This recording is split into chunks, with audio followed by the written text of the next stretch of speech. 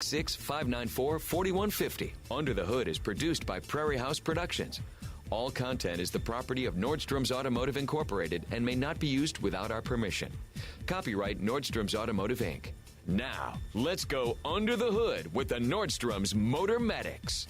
Welcome to the Under the Hood Show. We are glad to have you with us. The phone number to reach us, 866-594-4150. Russ Evans, Shannon Nordstrom here to answer your automotive questions. I'm Chris Carter here to answer your calls. 866-594-4150. What's caught your attention in the automotive world? Well, you know the thing that I've been. Oh, Russ, you got something? Pick me. He's just walking in from checking some technical things in the other room there. Make sure we're all lined up for the correct. Got to push the record button. Yeah. I had something that was super fun, and I'm wondering if either one of you will get it because I couldn't get it. Well, he's got the answer, so now he's going to be Alex Trebek. Right, yeah. I don't. It's just fun. Okay, go. What do you got that's cool? Nothing. I was just going to talk about some stuff I've heard in the news. That's what we're supposed to do if we get that chance. Has to do with I always like a recall? somebody that's done show prep. I like that. Somebody else prepped for me. It's a Okay. recall. All right, what are we recalling? Here's a great one. This car was just recalled. It includes every car ever made since 2005 for the same part on every car, and it's getting recalled for all of them. Name that part. Name the car. Well, I know I had one once before Isn't that that was crazy? like a Bugatti or something. There was like 5 cars that were recalled. Well, this brand made about 25,000 of these cars. So this is a big number. And it's the same part on every car, and it could result in a leak. So they're thought wanting you to meant replace this part. Every car. Yes, But you mean every single car this company made since that 2005, part you left out. which includes about 25,000 total that this manufacturer made. So it wasn't just in 05, it was 06, 07. Yes, all the way up to now, and they said it could result in a leak. So it's every single car. Okay, I'll throw one in. It's Ferrari.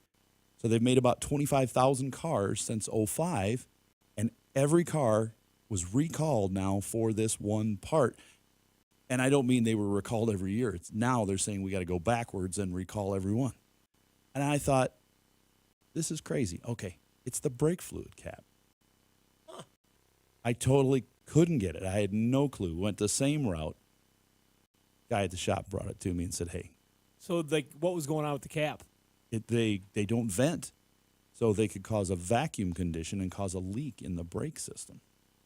Isn't that crazy? It is kind of crazy. But to go back and think, okay, every single car. For 17 years. Yeah, Jake says, he told me this yesterday, and I went, wow. But In a single related story, that when we had the open house here the other night for the Sioux Falls Corvette Club, we had a C8 Corvette we're dismantling for parts. And one of the guys that was a very much official on these cars was here looking over this one that we have that is partially dismantled. It's basically like a cutaway. And as he was looking at it, him and another gentleman that owned a C8, they were looking at the front, I guess you'd call it the trunk area now, the frunk area. And in this case, all the plastic is removed, so you can see all the frame rails and all the innards of the car. And as he was looking at it, he was saying, hey, that reservoir right there on the passenger side, that's the reservoir for the fluid that is for the hydraulic pump that runs the GPS coordinated nose lift. Okay. So you can program positions into your car so that when you get to a low spot in your driveway, it will automatically raise the front end of the car 2 inches or 3 inches, whatever it is. Which seems ridiculous to me in that if it doesn't work one day, you're going to wreck your car. Well, you got to But trust very it. useful. Yeah. Yeah. But anyway, that particular system, they had a problem with the cap on the reservoir. And he was pointing out that if you had a blue cap, I think it was, it's been replaced already. And if you had a whatever color cap, it was not replaced. And so in that case, they switched the color of the cap once they made the new update to it. And you see that like with... Were they made by Takata? but it was letting moisture into the system. Oh. And then that moisture, of course, can be a death nail on a system like that. And but that was interesting because I know the first one that we dismantled, we were looking at it, and our inventory experts were kind of checking it over, and Greg, Chad, Derek, the guys down there were all looking at it, and right, that, why has it got another ABS pump? It's kind of what it looked like. And then we started looking like, where do those lines go? Oh, they go to the front struts. And so then we realized that that was the pump that makes the Interesting. car instantly do that raise and fall when it gets to those GPS coordinated points that have got low clearance. But anyway, just a related story to your cap, and it is something as small as a cap that can cause a lot of issues.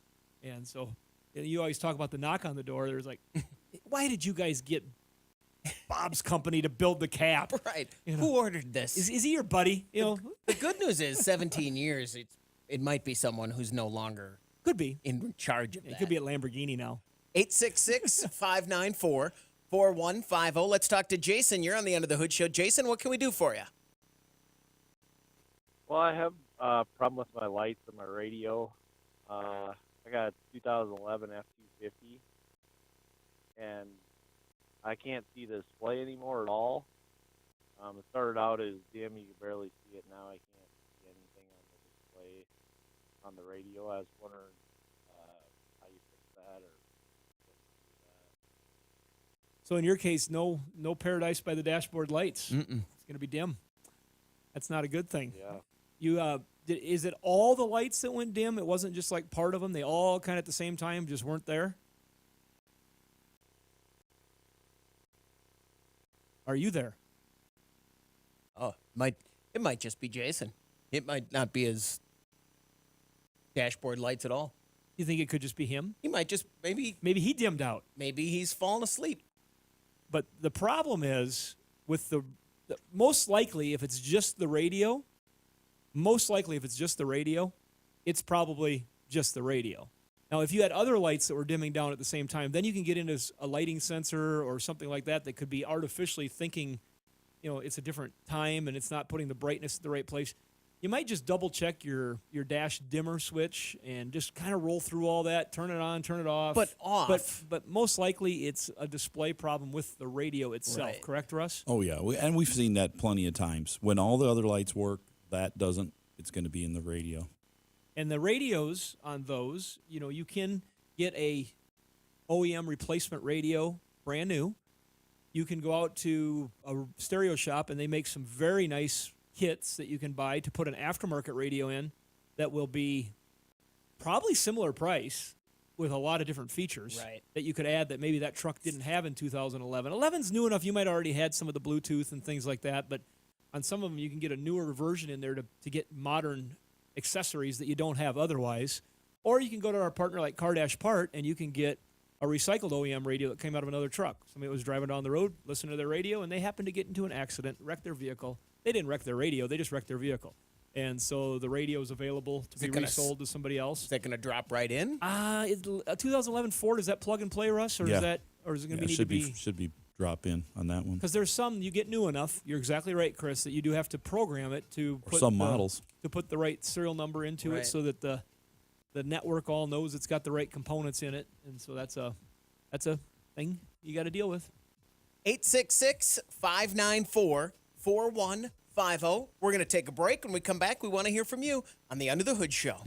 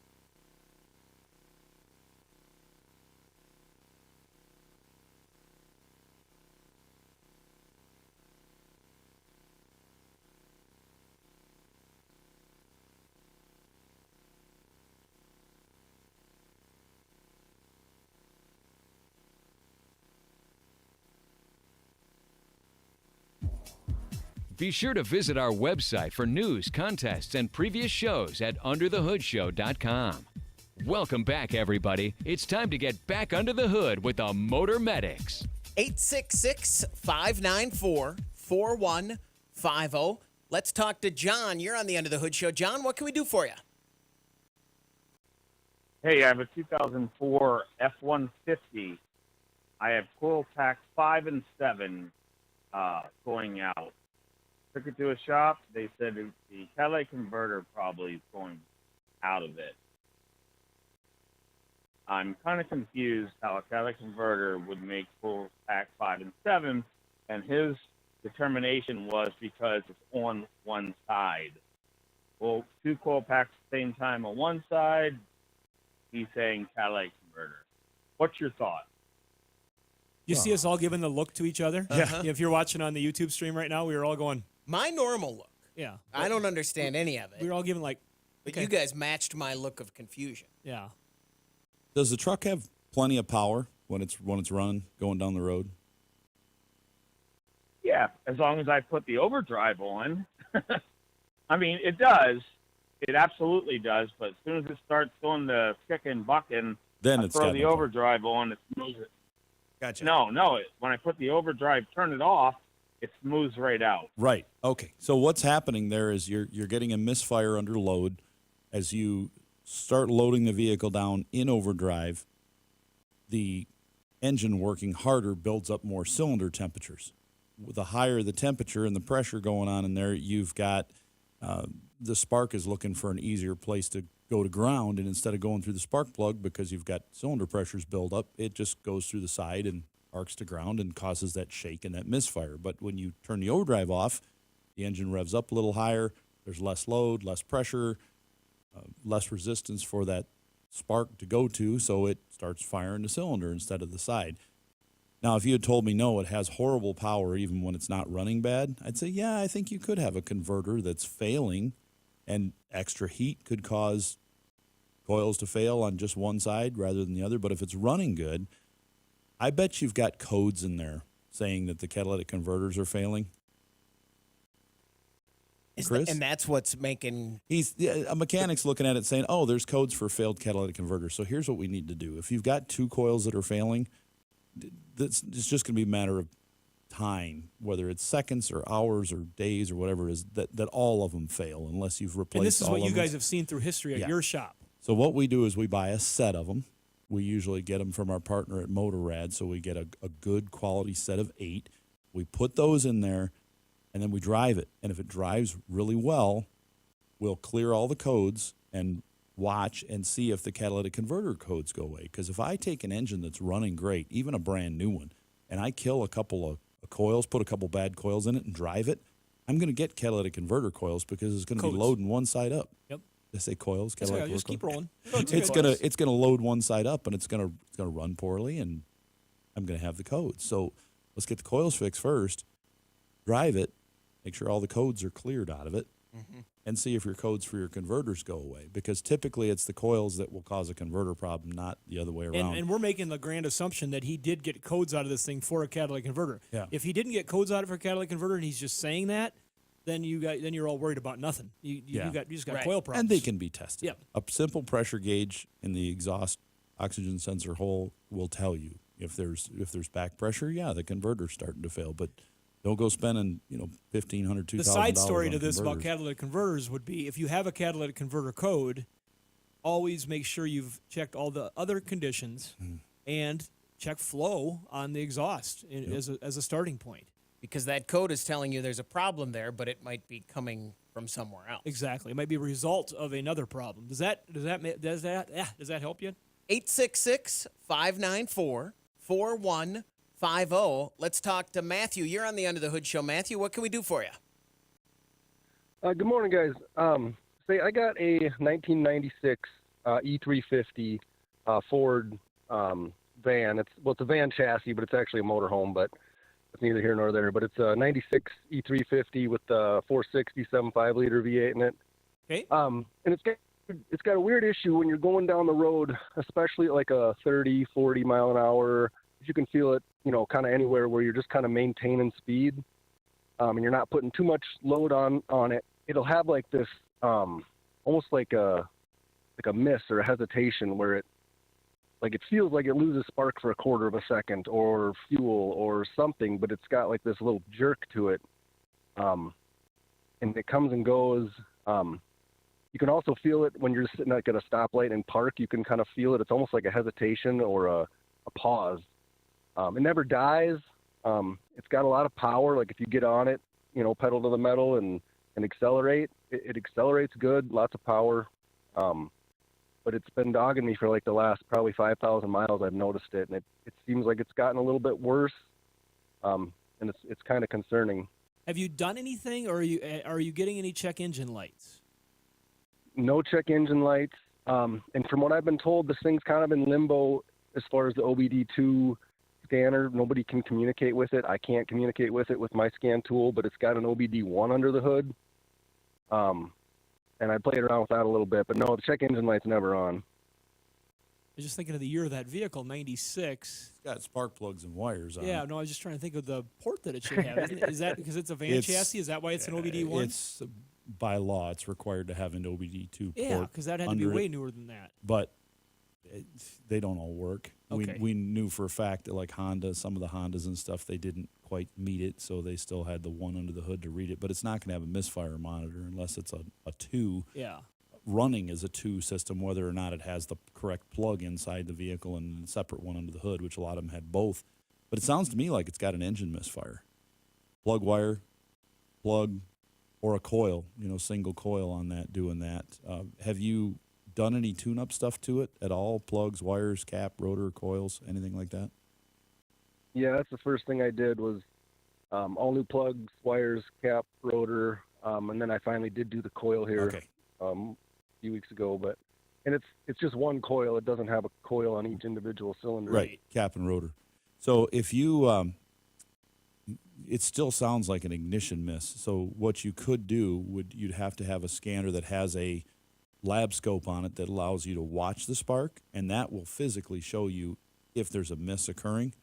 A tech with one of those types of scanners will use it. That's what we would do. We drive it, and if we don't see a miss there, then we're going to look down the line, like at the transmission. We got something going on with the torque converter or something in there causing it to chatter like that. But he said it does it in park yet, too. It does it in park? Or at stoplights, right? Did you Yeah, say? like you feel it the most when the drive chain, when the engine and the drive chain are, you got it in gear. Which is But if you just have it- most likely ignition miss, like Russ is saying. But you were saying If about you have it in, yeah, well, I was going to tell you, if you have it just even in park, like my ear is kind of attuned to it now, but even if I just have it in park and I'm watching it sitting in my driveway, I can hear it when it like almost pauses. Like it sounds like it's going to die for a fraction of a second, but it doesn't. That really sounds like an ignition miss. And we have replaced everything in the ignition system before, plugs, wires, cap, rotor, coil, and found out looking at the lab scope we had like a misfire on number 3. And we pull the plug out and look at it really close and see that maybe it was dropped in the box when it was sent to us or something, and it's cracked porcelain around it. It's got a little chalky gray blackish mark on it where it's been arcing. That's a bummer when you got to, you put all the plugs in, especially ones that are hard to get to, and then you pull them back out and you see one of them's got a little mark on it, but it's not big enough that you would have seen it putting it in, but after it's run a while, you can see the mark. How many miles are on this motorhome? 62,000 about. I put probably 8,000 miles on it since I bought it. Yeah, and that's, that for those, they don't run a lot of miles usually unless they've been Right. running cross country with them. And they build up a lot of heat underneath that engine compartment. And so it's very common for the wires and the coils and stuff to break down on those. It's not unusual at all. So you've kind of done the right first steps. And if you've checked all that and then you get somebody that checks it with the scope, somebody's going to have to check state of health of that engine to see if there's any cylinders that are not quite 100%. Maybe you could have is it do it all the time? It's gotten progressively worse, but yeah, it doesn't seem to matter if it's hot or cold or anything like that. I mean, it's like you take it out for a drive, it does it, instantly. But here's one little tidbit. This may be neither here nor there, but in my troubleshooting, I figured out that my first thing I thought it was maybe the map sensor, the manifold absolute pressure. But I found if I take the electrical connection off of that sensor or even the throttle positioning sensor, it kind of makes the motor tick up a little bit in RPMs, but it smooths out and the issue goes away completely. Well, it will idle it up because of the strategy of the computer. And now idling it up can cover up some other things. If you've got a valve that's starting to burn and at low RPM, it's not firing every time. It can miss when it's in drive. They typically won't miss going down the road, though. No, usually RPMs will overcome that. Yeah. And so that's you got a tricky one there, but you might want to look at the components you've already replaced, like Russ said, and get someone that has the ability to look at that spark while it's running with a lab scope and let them investigate a little bit and try to narrow it down and see which cylinder you need to focus on. Matthew, thanks very much for the call. Good luck. We're going to take a break on the Ford Under the Hood show. 3 for 3 today. We can change that. Let's go. Just got a call. 866-594-4150. You're listening to the Under the Hood show.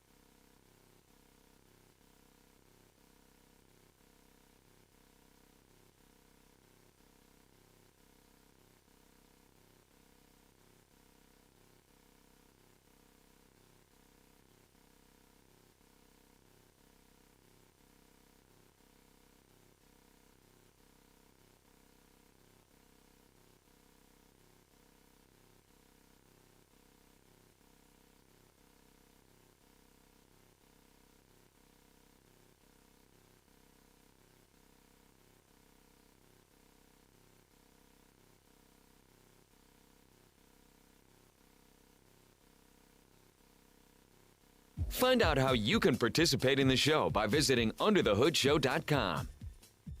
866-594-4150. That's the number to reach us here at the Under the Hood Show.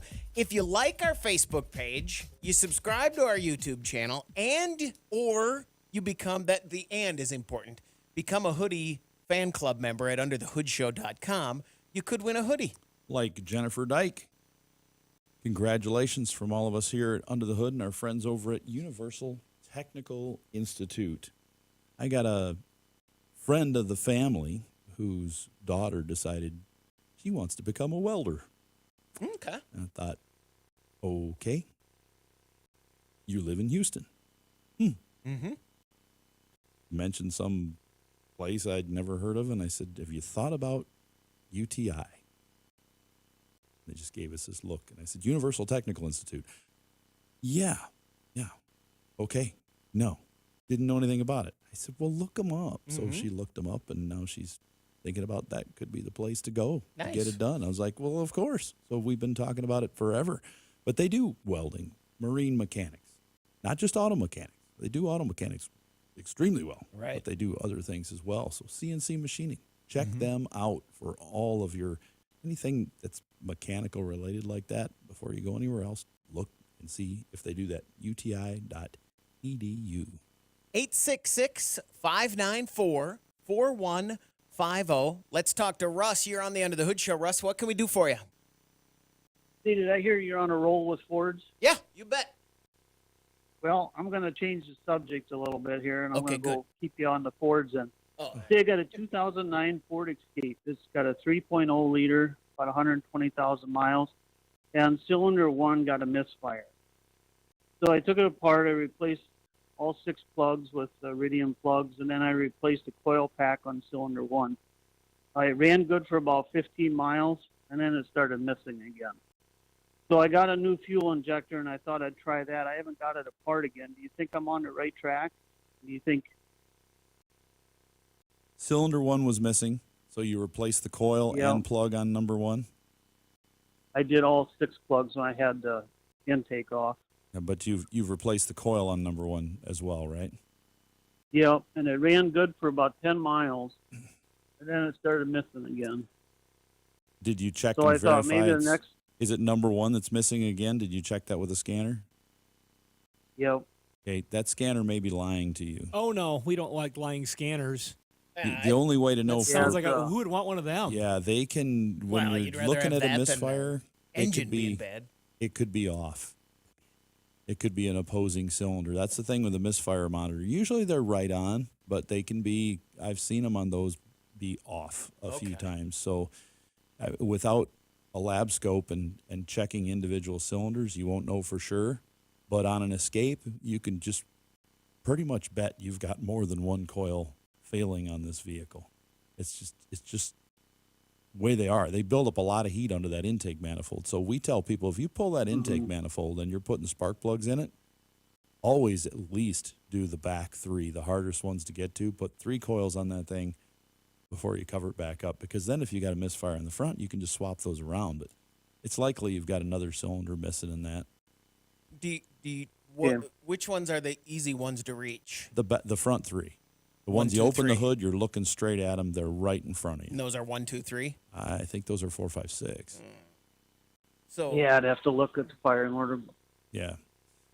Some of them are backwards, Chris. So the number one cylinder is always the one closest to the front of the engine, meaning the crankshaft pulley, furthest forward. So you'll look at the 2 banks, and one bank will be up further forward than the other. There's a few engines out there that they've made different things where they've put both banks exactly the same, but typically you're going to see one forward of the other one just a hair. It's always the end with the crankshaft. So if he replaced one and that is coming back, showing back up as the misfire. It could be an injector. You could still have an injector issue, but you can scan these things with there's 2 different kinds of scanners. Yeah, what The one that would you do plugs coming in- into the shop? Now he's told you what he already did. You're going to start over again. What are you going to do? I'm going to verify that cylinder is actually the one missing. And you can disable that cylinder and see if, yes, number 1 says it's missing. I disable it. Now it's really missing. So I know that monitor's lined up, but we've had them where I've pulled off number 1 and it's missing, and I get misfires on other ones. It depends on how the. So the are there some scan tools you can disable the cylinder? I'm Yes. running a Bluetooth scanner. Yeah, that won't do it. But a regular plug-in scanner, most of them will allow you to disable the injector on that cylinder or the coil and let you check it and see what's going on. Otherwise, a lab scope type scanner device, which is going to clip right to the coil, will tell you if that coil is firing or not. You can look at the waveform of that, see how it's like on an oscilloscope, and see if it's firing or not.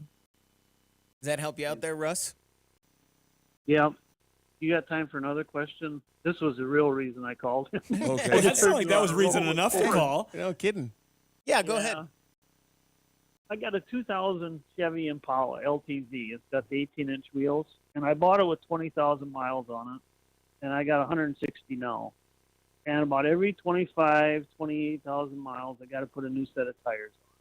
The tires were good. They just wear out so fast. So when I got, that 130 mark, I thought, well, maybe it's time for a new set of struts. So I went and I ordered a set, and the parts store gave me a set of Monroes, and I got them on. I took it to the garage and had them aligned, and I left the garage and hear them rubbing on the struts. So I went back, and they said, well, something's wrong with your struts here. Well, they're brand new, Long story short, I found out Monroe, according to Monroe, they don't make that strut for an LTZ. So this was during COVID, and I couldn't find any parts anywhere. So I had to park the thing, and I got some on order from KYB. Made in the USA, lifetime warranty. They advertise we can turn our machines around and make a strut every 8 seconds. Well, it took 9 months to get them. So I got them in. The first set wore out within, I think it was about 9,000 miles. They started leaking oil. They replaced them under warranty. They sent me another set. And then about another 9,000 miles, the fronts went out. The bellows on the boots just collapsed. The rubber just deteriorated. So they sent me another set. How the back ones went out again. They sent me another set. I got one yesterday, and I got another one coming on Friday for the back. How many miles are you putting on in between all this labor? Well, from start to finish, I got 25,000 miles, and I'm on my 5th set of struts. And where's this car driven most of the time? It's driven about 3 miles on gravel, and the rest is all oil or cement. The roads are good. I have seen gravel roads tear up struts often. The KYB struts are great. It's rare to have one of those unusual. fail. I mean, they've been using those for years on European cars and things because they're tough. I mean, they're a great strut. But tires, that's extremely common. We have lots of our customers, they buy 60,000 mile tires, and if they're driving on 1.5 miles, 2 miles of gravel each day, each way, like they come to their house, it's 1.5 miles, they leave, it's 1.5 miles, 2 miles. They're doing that every day. You will cut that life of that tire down to about half. And the reason is, it's like you're taking a piece of sandpaper to that tire, heavy coarse grit, and grinding on the tire every time you drive it down that gravel And road. that LTZ's got that lower profile tire Yep. that typically comes with a softer tread. So that will eat the tire off. So the 30,000 miles on a set of tires doesn't surprise me.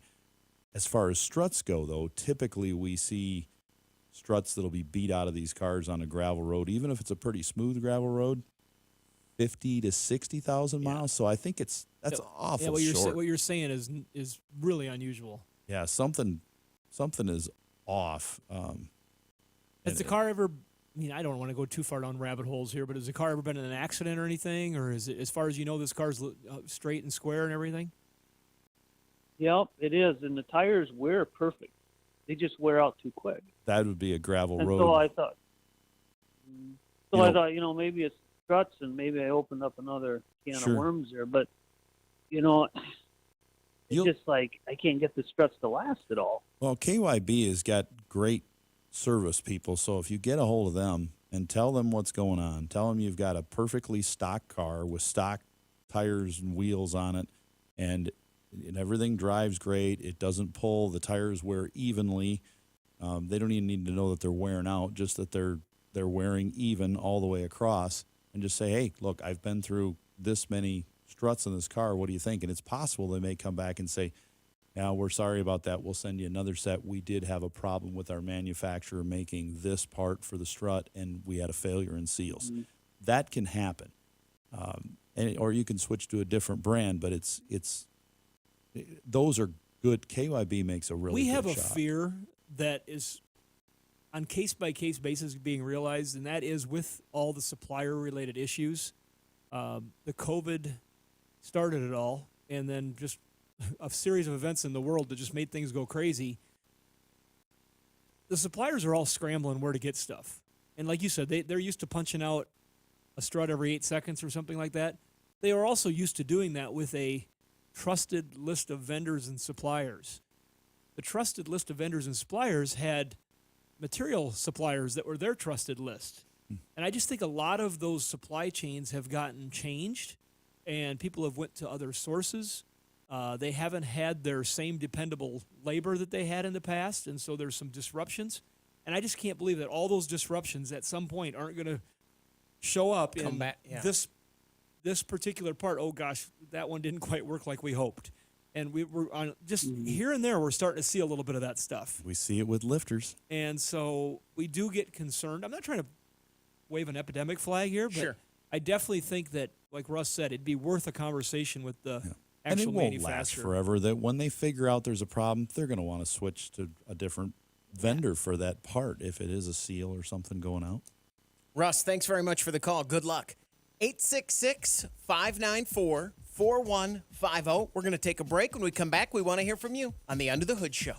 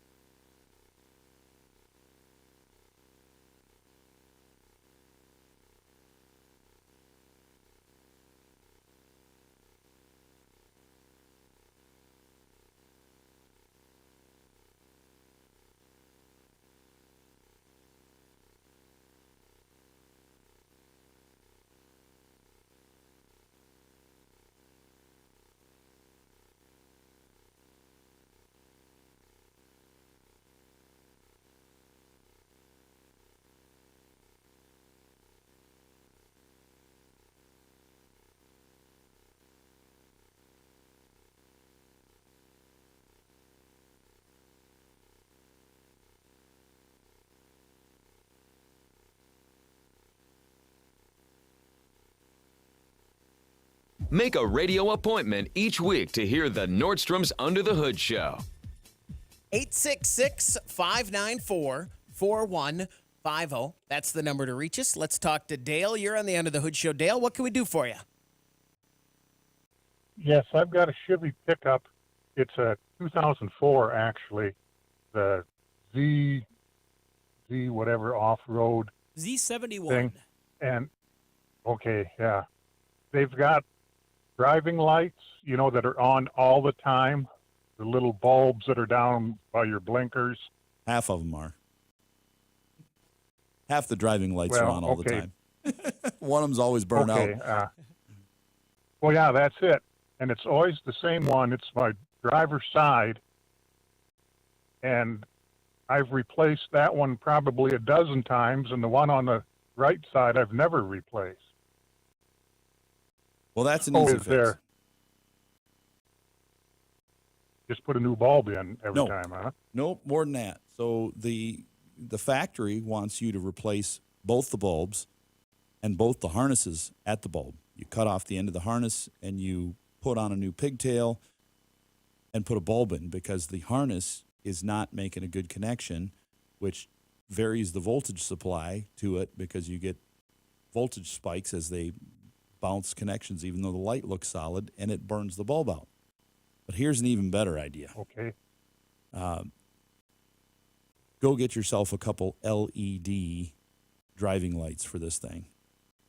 Put those in there. They're pretty much immune to the voltage spike. So if the sockets look good, they're clean, they're not burnt.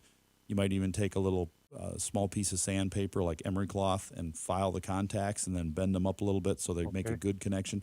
Put LED bulbs in there. I put LED driving lights in my wife's 04, and it made it for 6 years without burning a bulb out. And then I switched the whole assembly over to an aftermarket turn signal LED driving light combo, and they were like, I paid like $25 for the pair on Amazon, and they just snap right in. They've worked for the rest of the time. Okay. And is that is he got to worry about which LED bulb to get for resistance or anything like that? No, because not for the driving lights. They're just on off. There's no blinking circuit in there, flasher circuit, blinking circuit. No flasher circuit, so it doesn't matter, and it doesn't give them any codes. Okay. So he can go to the So parts store and just ask Don't for the ask equivalent just for the stock. equivalent bulb LED Right. replacement. Yep. You want an LED for that, and you'll see them hanging on the shelf at the auto parts store.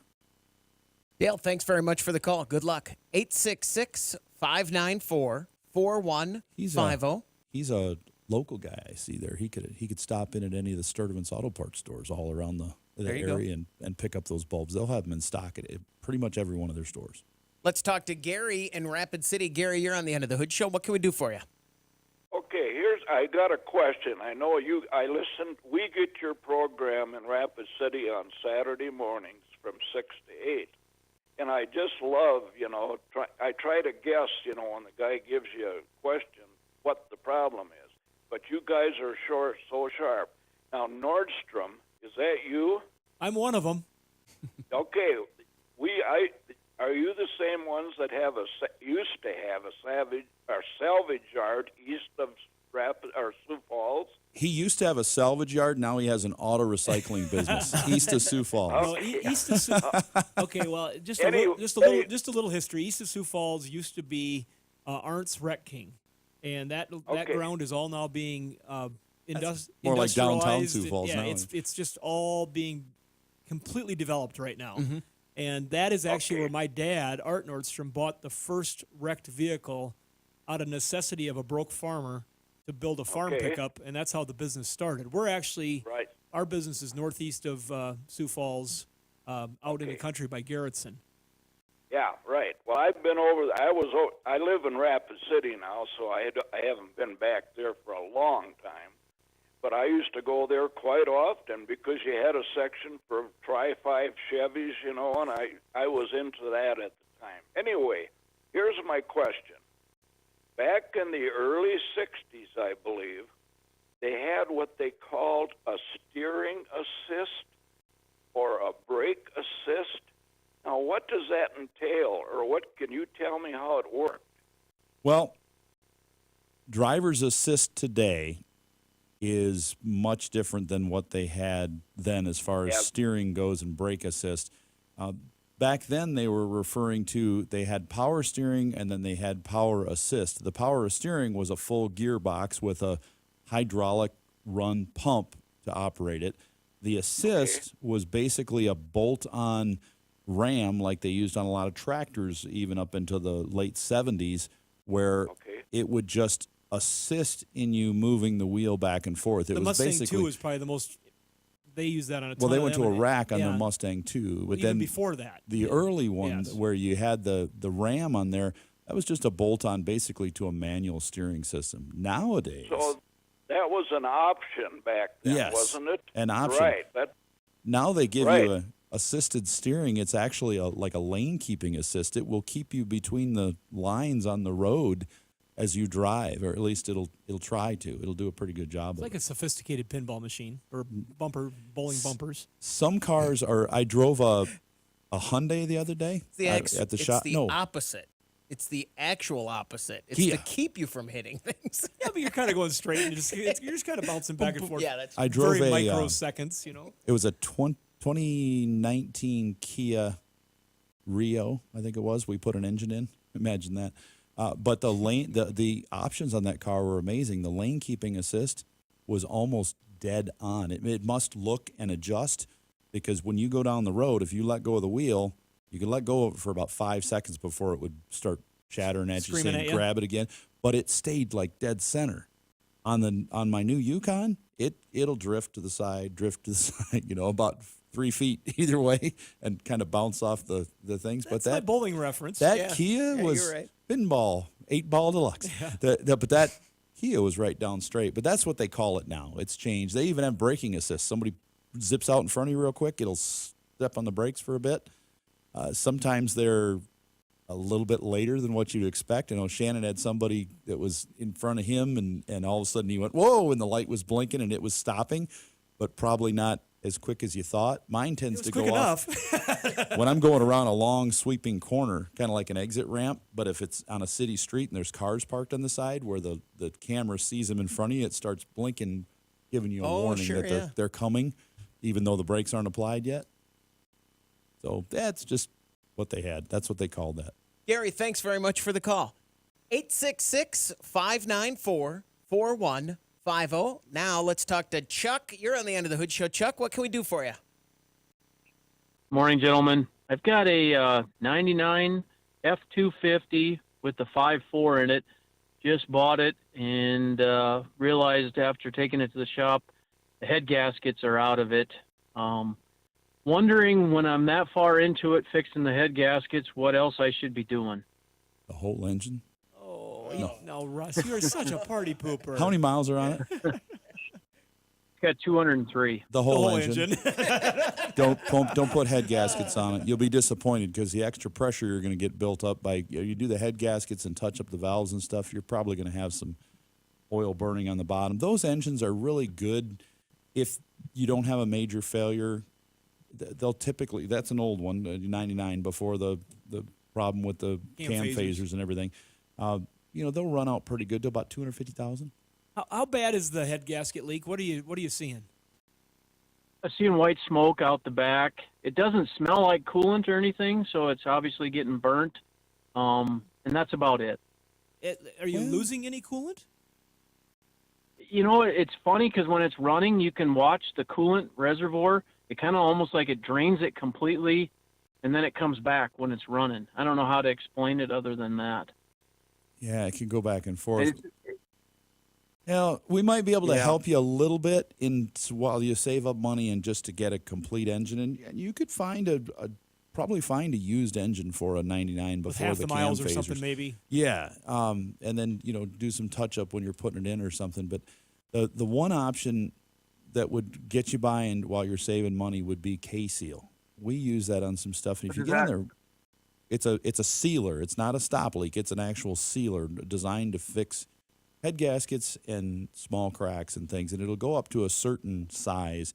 And if you get on their website, you can see some videos about how to determine, when you're looking at which cylinder it is, how to seal up those cylinders. So let's say you determine the leak is on cylinder number 7, and its pressure is being blown into the tank. You take the spark plug out of that cylinder and disable the fuel injector, run the engine until warm with the K-Seal, then you put the spark plug back in, and you run it again, and it seals it up, because it's not going to seal it up while air is being blown at 200 pounds per square inch through that hole. So there's some things you can do to get it by. And I think that may be so. We've had some success with ones that are bigger like that, had great success with smaller leaks. But when you got one that's that dramatic, if anything, It's worth a try. Casey will do it. Yeah, it's cheap enough. It's definitely worth a try. And if it does fix this, then it'll allow you to save your money while you're getting, saving up a bargain for that lower mile engine. If it, for sure. if you're not losing coolant and it's just moving it back and forth, let's also we talk about doing a hydrocarbon test. You can find out whether or not there is hydrocarbons in the coolant. Make sure the radiator cap's good too. Yeah, make sure there's not something else going on here before you start tearing the engine apart. And hopefully he'll have enough time to check things one at a time until he needs to. For sure. We get people to make these phone calls, and when there's certain engines, when they get that high of miles, it's just, okay, what can I do to make this last? Because if you start digging into it, you don't know where to stop. Because if you fix the one thing, it's going to cause the next thing to go Russ offline. nailed that right on the head. Cylinder head. Yeah, I get it. Head gasket, right on the. Is there dad joke? And when we're talking about a 99, there's no better option really than a used one. I mean, you're gonna spend some money. Oh no, people are putting remans in 92s, 93s. Yeah, all the time. Remans now. are available big time, and also a truck like that, you get that engine fixed. If it's not rusted out, that's a very valuable truck because the replacement to get a brand new one is $60,000 minimum. So it's not uncommon for somebody to spend $7-8 grand. That'll do it for hour 1 of the Under the Hood Show. Hour 2 is coming up. The Under the Hood Show is brought to you by Sturtevant's.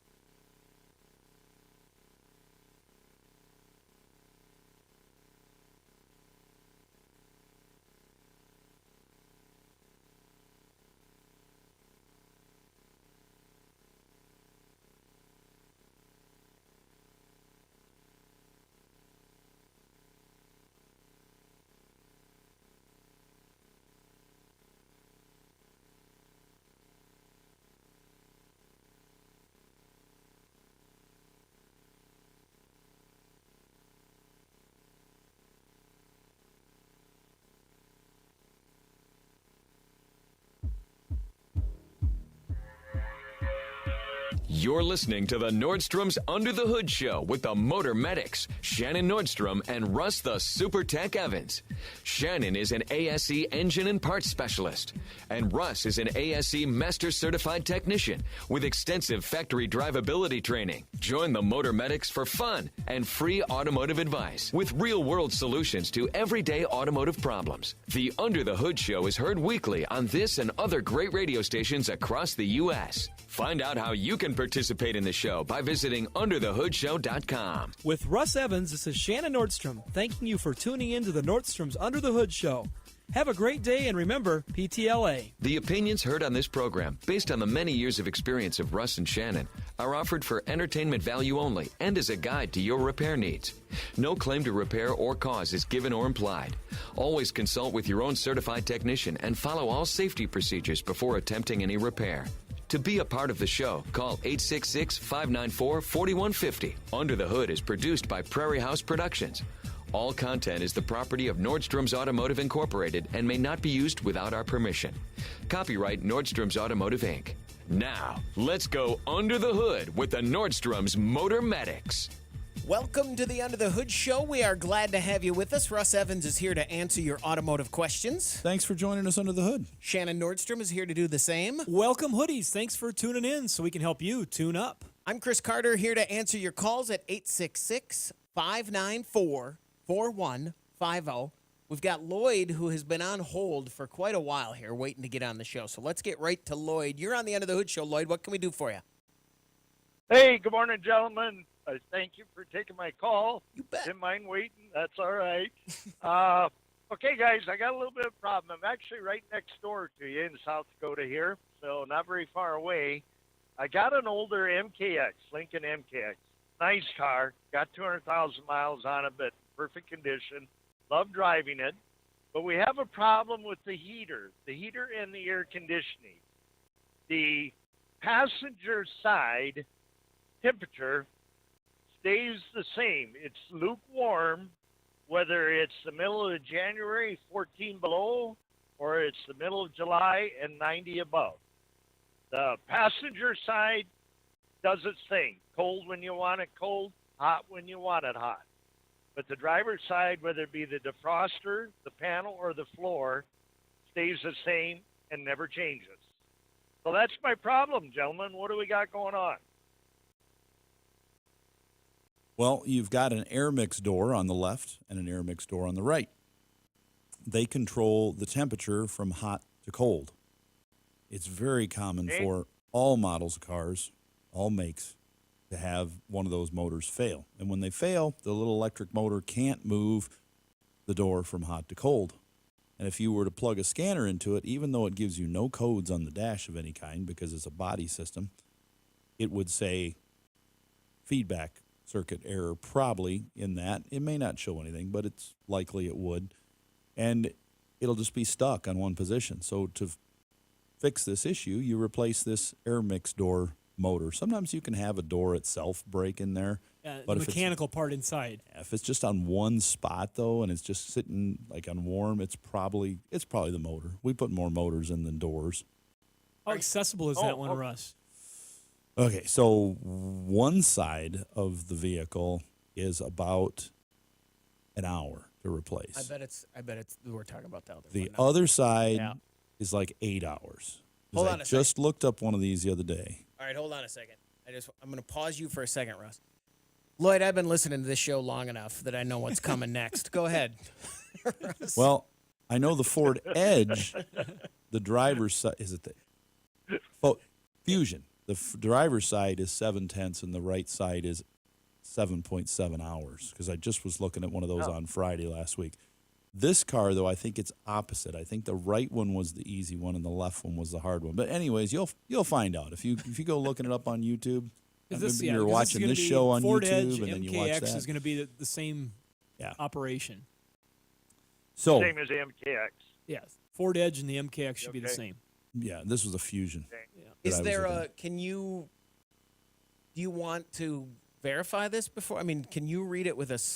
Yeah, you can read it and see if it's not moving. Then the next step is to access that part. You can usually get your hand to it, even if you can't physically take it out and Gotcha. remove it, because usually 2 screws you can't get out, 1 you can, or the last one you can't get out. But if you put your hand on it, sometimes you can move it back and forth and see if it'll. So the if he knob. finds out that it's the side that takes a week and a half, then is he going to want to go in and have someone read it and verify it? Yeah, you're going to want to verify it before you have them replaced, but you'll also want to replace all of the motors in there while you have it apart. Because they're not that expensive. There's overall. 4 total you Unless want to it's replace. the 7/10 of an hour one, then you want to just get in and replace it and get out, right?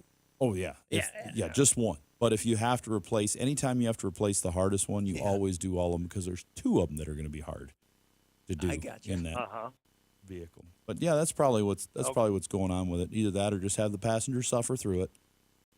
Wear shorts in the summer and an extra coat in the winter. Luke, No, it's the driver. It's me Oh. that Oh, suffers. Oh, well, if it's the driver's Yeah. side doing it, I think that's the easy one on that one.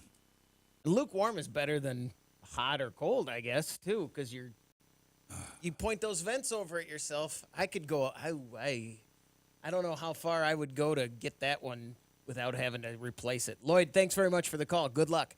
866-594-4150. Let's talk to Adam. You're on the Under the Hood show. Adam, what can we do for you? I have a question. I have on my Chevette. I was wondering if it was. I don't want to spend too much money on a new radio. If it would be cheaper enough to take one out of an old junk vehicle, or if I have problems, or if I should go with a new one. I do need to back up just a little bit, because we're not going to pretend like we didn't hear this. Right. He drives a Vette? Is it a Corvette or a Chevette? Chevette. Oh. I have not seen a Chevette on the road for a long time. Tell me about your Chevette. Yeah, what year is it? The car's in '83, but the motor's in '82. Okay. So does it have to be a rolled diesel? when I was younger. Gas. It is a diesel? Oh, it's a gas. Okay. So It's gas. And I'm guessing it's still in pretty good shape on the outside, the body wise. Yeah, a little bit of rust here and there. Okay. So on the Chevette, I gotta get my years straight, because I haven't worked on one in probably 30 years. The radio somewhere right between 81 and 83 went from going straight up and down to sideways. Is this one a sideways radio like a normal car is today, or is it straight up and down? No.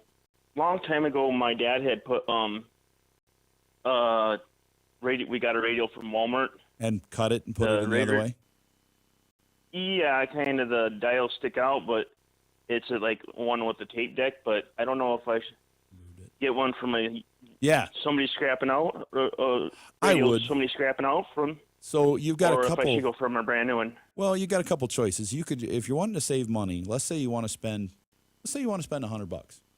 You can go to your Walmarts and you can buy a aftermarket radio for, around that price, but it's not going to be a really super good radio. Probably won't have Bluetooth or anything in it. But if you go to a salvage yard, an auto recycler, you pull at yards, even full service, like here at our full service yard, just like we got a stack of aftermarket radios. And some of them are pretty nice. They're like probably $400 to $700 radios. A lot of times we take out that are $100 sometimes. You just got to look and when you see it, what I suggest is you come in, you look at the stack and you go, get on my phone, see which one does what, has what features, and pick that radio. But you can anytime you get a used part, and you can save so much money over the new and actually get something better in this type of, when you're talking aftermarket. I mean, if it's a brake master cylinder, it's a brake master cylinder. If you buy a new one or a recycled certified part, they're going to be the same kind of quality if they're both OEMs. But with a radio, you can get a little better radio for your money. And if you don't have anybody around you like that, you don't have to spend a lot more on a new radio to go to a couple $100 will get you a to really go to a nice specialist. Bluetooth. You go down, like in our area, we've got our friends at Audio Playground, and you can go in there, and they usually have I'd call it a value leader item that is a pretty darn good item that isn't a lot of money, that they bang out a bunch of. They're starting to make them without CD players, like the way Chris likes it. So just AM, FM, Bluetooth, and a little cord in the front for auxiliary. Aux. And those are great because they can make them smaller to fit in cars like that with not a lot of room. And you put them in, and they're a inexpensive unit. Do you have cassettes or CDs, or what do you have that you like to listen to other than the radio? I want to put an updated one with the CD player in there. Because I right now have one with the tape deck in it. Yeah. Just to answer, I think what your initial question was, I would definitely go with an aftermarket, not factory radio. And how you source that, like Russ gave you an option there, but otherwise, I would go with an aftermarket radio again, because the quality of radio that was used in that 83 Chevette, it probably had a darn good FM tuner in it that would do really good tuning in FM stations, but the AM tuner wasn't very good, and it didn't have any accessories. You could have a little fun. That's right. And you said it. You can buy a very nice, low-priced aftermarket stereo now, brand new, professionally installed, for much less than it seems like you could when I was a kid, for sure. We're going to take a break. When we come back, we want to hear from you on the Under the Hood Show. 866-594-4150. You're listening to the Under the Hood Show.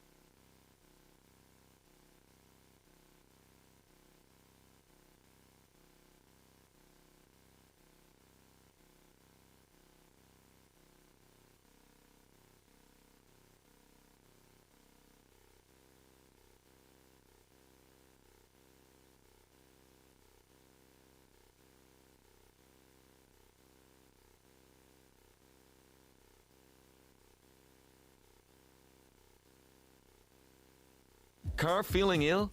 Don't want to spread it to your wallet? Call the Motor Medics now for free advice. 866-594-4150. What's caught your attention in the automotive world? It's hard. Oh, Russ, I'm sorry. I talked right over you. You had No, something. we got time, but I gotta. Go. Oh, you got to What's talk that? about that. You got to talk about Oh, that. yes. Yeah. I got to check. Sure.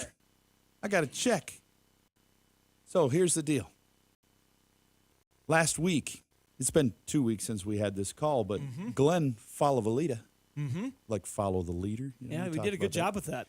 He had a call about his Toyota, and we were talking about making it last longer, timing belts and all that stuff. So I get a package in the mail during the show last week.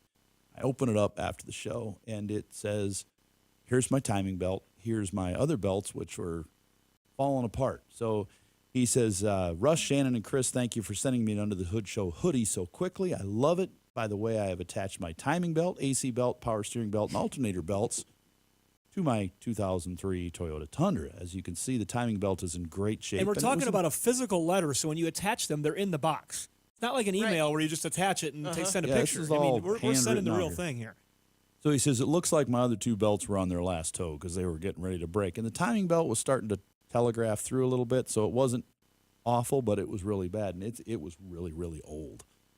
So he said, thanks again for the hoodie and, of course, letting me be part of your great show. So we thank you, Glenn. Now, he has a PS on there. He says, Russ, you did an excellent job with my last name. Congratulations. We agree. I thought that was great. I think we were all proud of that. But then I'm wondering, what is this check for?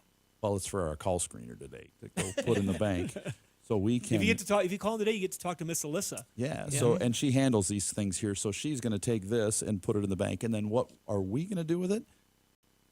He says, "P.S. I have attached a $500 check payable to you, which I would like to donate $250 to Universal Technical Institute, which you advertise there on your breaks, where we give away the hoodie." Mm-hmm.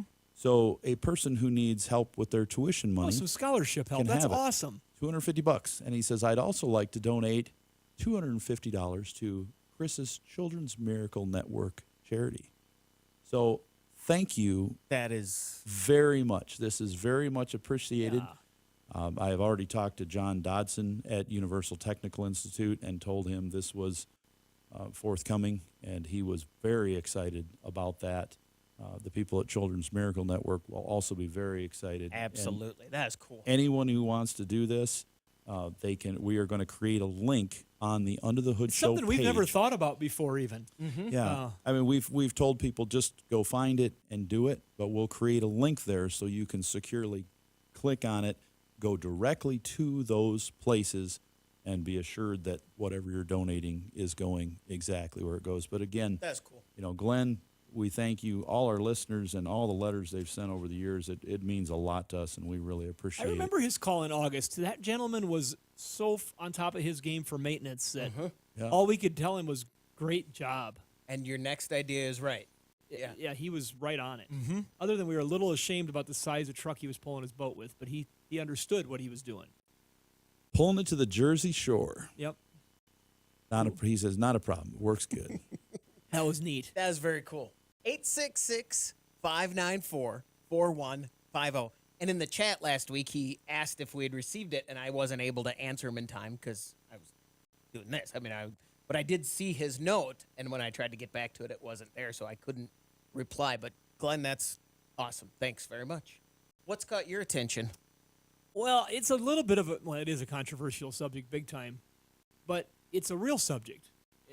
Right now in our country, there's a lot of things happening as far as automobile news. We always say, what's in the news? Automobile. And it's hard not to ignore countries and now states in our country that are setting their own mandates on when the last internal combustion engine can be sold. And this is all happening on the heels. Buy an electric car, but don't charge it or we'll fine you. It's just a crazy time.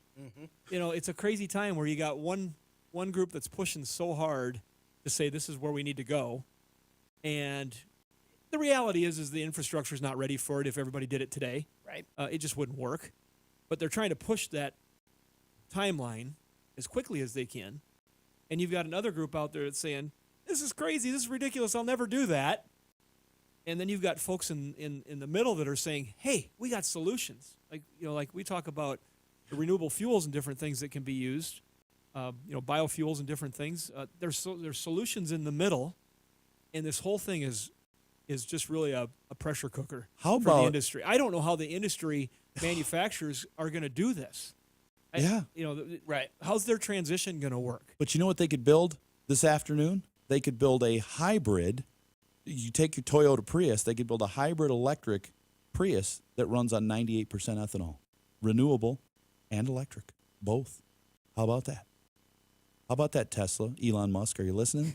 Because he's The one already who said said there's not enough electric grid out there right now for his cars. He says, drill, baby, drill. Let's get some more gas out there. Let's drill for oil. But yet he's not building a hybrid car, is he? You got to have a generator on the back of the thing. Yeah, we just posted that picture on our Under the Hood Show page. My question is, I got to get back to him, but my question is I wonder if the Tesla is capable.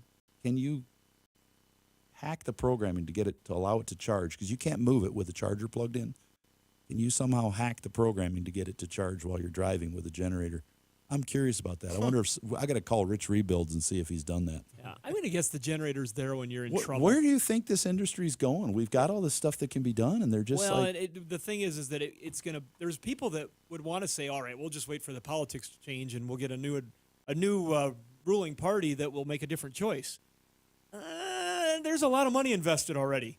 You know, Oh, there's, yeah. there's a lot of people. The manufacturers have put billions and no going billions of back. dollars in investments, and you're seeing announcements. It seems like every day about Right. LG and this company are building a plant here, and Bosch and this company are building a plant here. I'm just throwing names out like soup right now, but does it seem like there's an announcement like All the time. almost every day about people that are making these big investments into the Absolutely. infrastructure of the electric vehicles? So I'm just and like Russ, he made the noise right away, but here's California. You got one arm of your government that's saying by 2035 we're going to be no more gas vehicles sold. Oh, by the way, turn off your power because we are having some problems. we're thinking about blackouts. So don't charge your car. I think everybody. Such a tough deal. I think everybody just needs to calm down. I'm gonna get in shape. Where are you going with this? I like where That's you're all. going. I am going to get in shape. But yes, we're going out for pizza. We're gonna do both. And I think that all of the things that are being said, first of all, no more, they're not gonna make any, whatever car company or whatever state or city you want to talk about, there's gonna be only electric cars after this date. And then online, you get a commenter saying, I'll never, ever give up my gas engine. I'll never get an electric car. They don't work. 3 years from now, the person who said we're not going to have any gas cars goes, all right, well, we'll go a couple more years. And then the person who said they're never going to own an electric car we have one, but I'm not going to give up both of them. We traded one, and because now it goes. I was talking about if it only had 200 miles of range. Of course, this is all.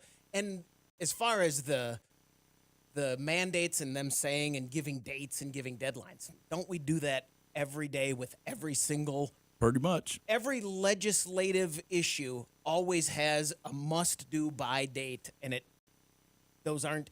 When they give those promises, they don't even mean that. When you're out there saying, if I'm elected, I will do away with this. Okay, you're elected. Oh, you can't. We're going to work. Can't quite do towards that it. yet. Yeah, exactly. And I think that's what it all is. I was just reading an article about airbags, and when they invented airbags and said they passed the law, they mandated it that it would be done by this date, and it was done 10 years later. They did it. It didn't happen by the date they actually said, but they got it done over time. But that is what the adjusted. pressure is being put on, is to say we got to get dates out there or else nothing will happen. Exactly. So, okay, Chris, no pizza in 5 years. Yeah, I'm good with that. I can taper off. Now, there's 5 a years. perfect example. I'm not going to get in shape, but I meant it when I said it a few minutes ago. 866-594-4150. We need to take a break. When we come back, we want to hear from you on the Under the Hood Show.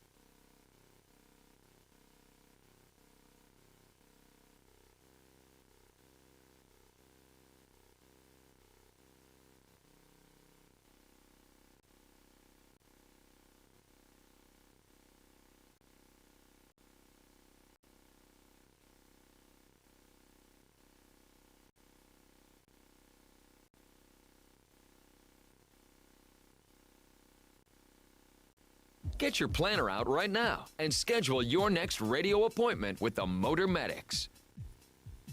866-594-4150.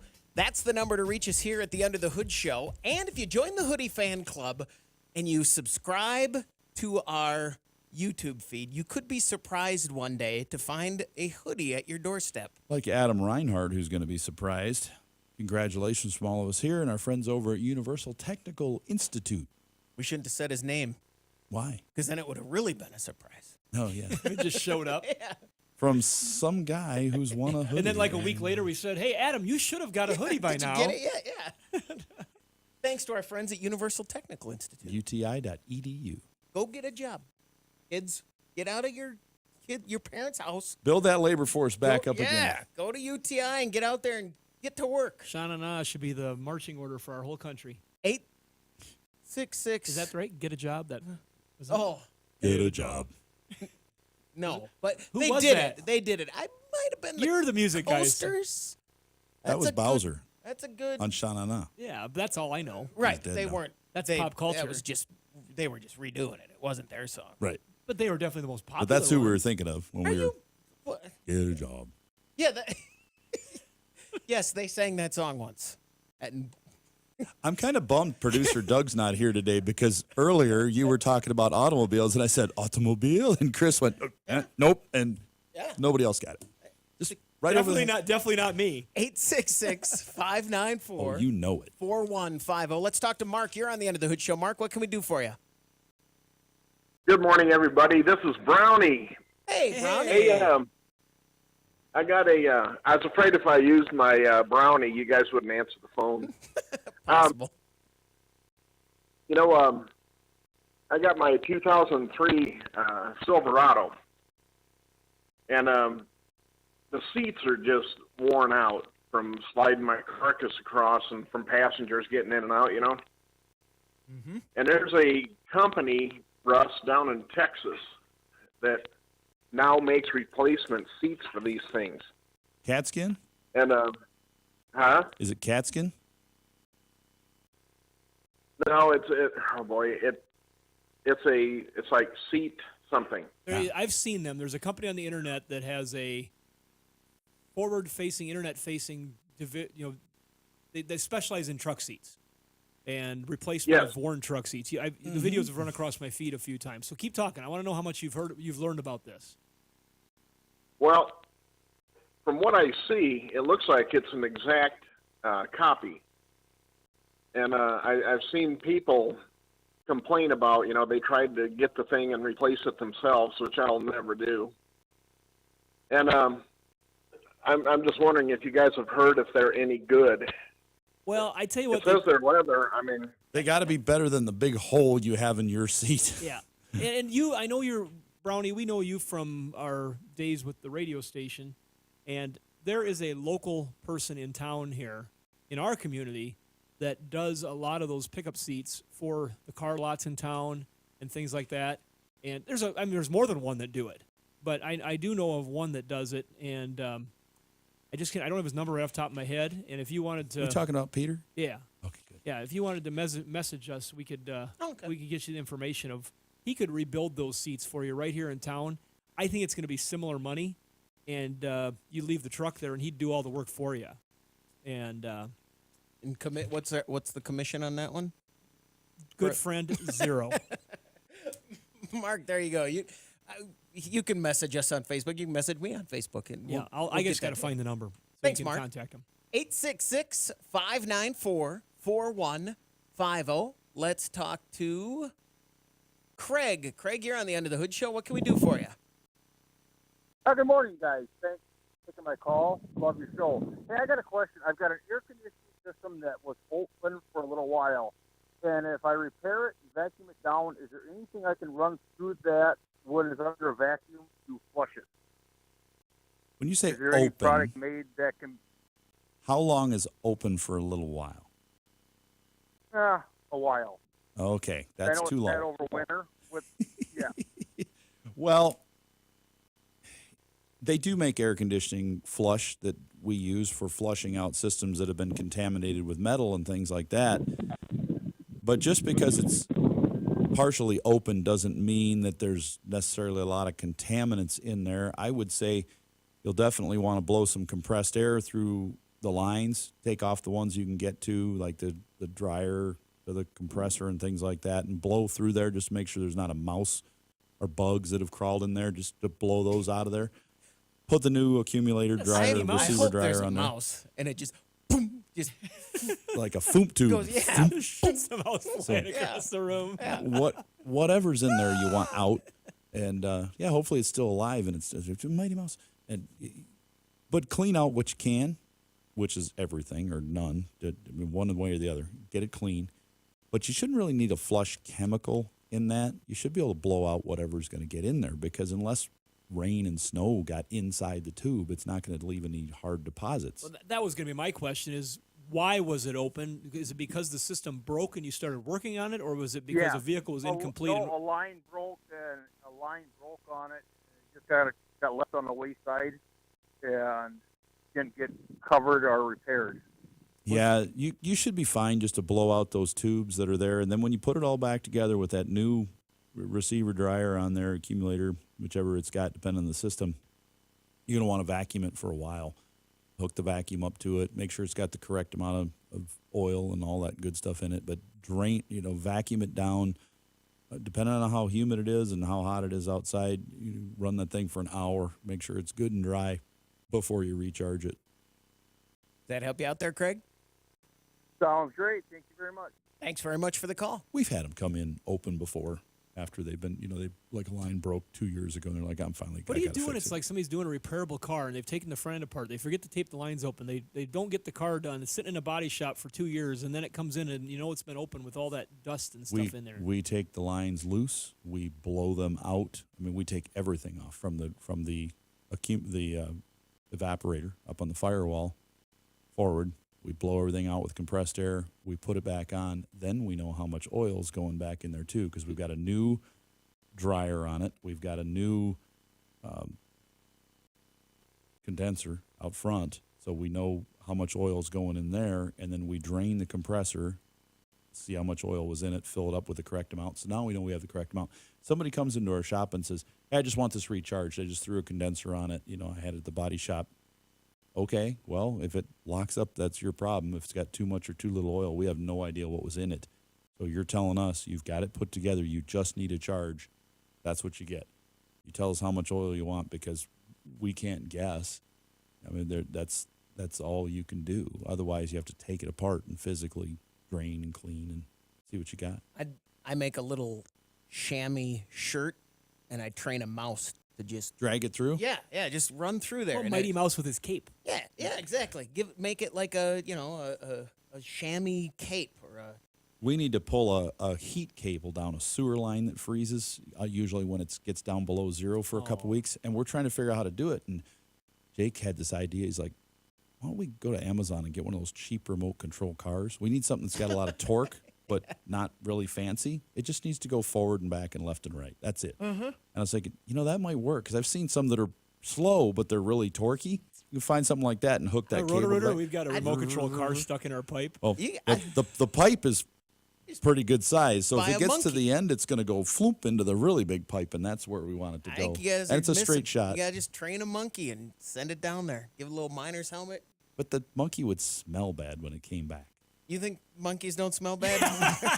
Let's talk to Jim. You're on the Under the Hood show. Jim, what can we do for you? I have a nephew that lives in San Diego, and so I'm going to go this weekend and visit him, and we're going to attend a 2-day electric vehicle conference that's taking place in San Diego. It's an organization called Fully Charged, and they have a very popular YouTube show on there, and they go all over the world putting on these conferences about electric vehicles, and they're going to have cars, motorcycles, e-bikes, many different speakers. So if there's anything that I see or hear out there this weekend that I think your audience would be interested in, I'll give a call in next Thursday and give a little report on the latest and the greatest that's taking place in the electric vehicle world. Well, Jim, that's awesome. And, and I'll just say this as a generality. There are a lot of, I don't want to sound like I have a conspiracy theory on everything. I don't. I've heard of this group. They've got a lot of infrastructure behind them. They got a lot going on. But there's a lot of people that have popped up in the industry to say, hey, we're going to be your information source. Hey, come here. Right. And there's a profit behind all those, too, because they see the necessity for the education. They want to. There's a lot of money being funneled to some of these groups by folks that want to see this change happen. And so this is a way that they're able to do that.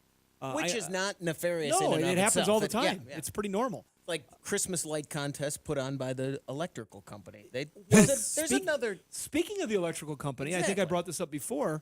Locally, Sioux Valley Electric is who we've done a lot with, talking back and forth about electric vehicle things, and they're actually our provider out here at Nordstrom's 2.0. They've been great to work with the rebuild of our infrastructure out here and everything.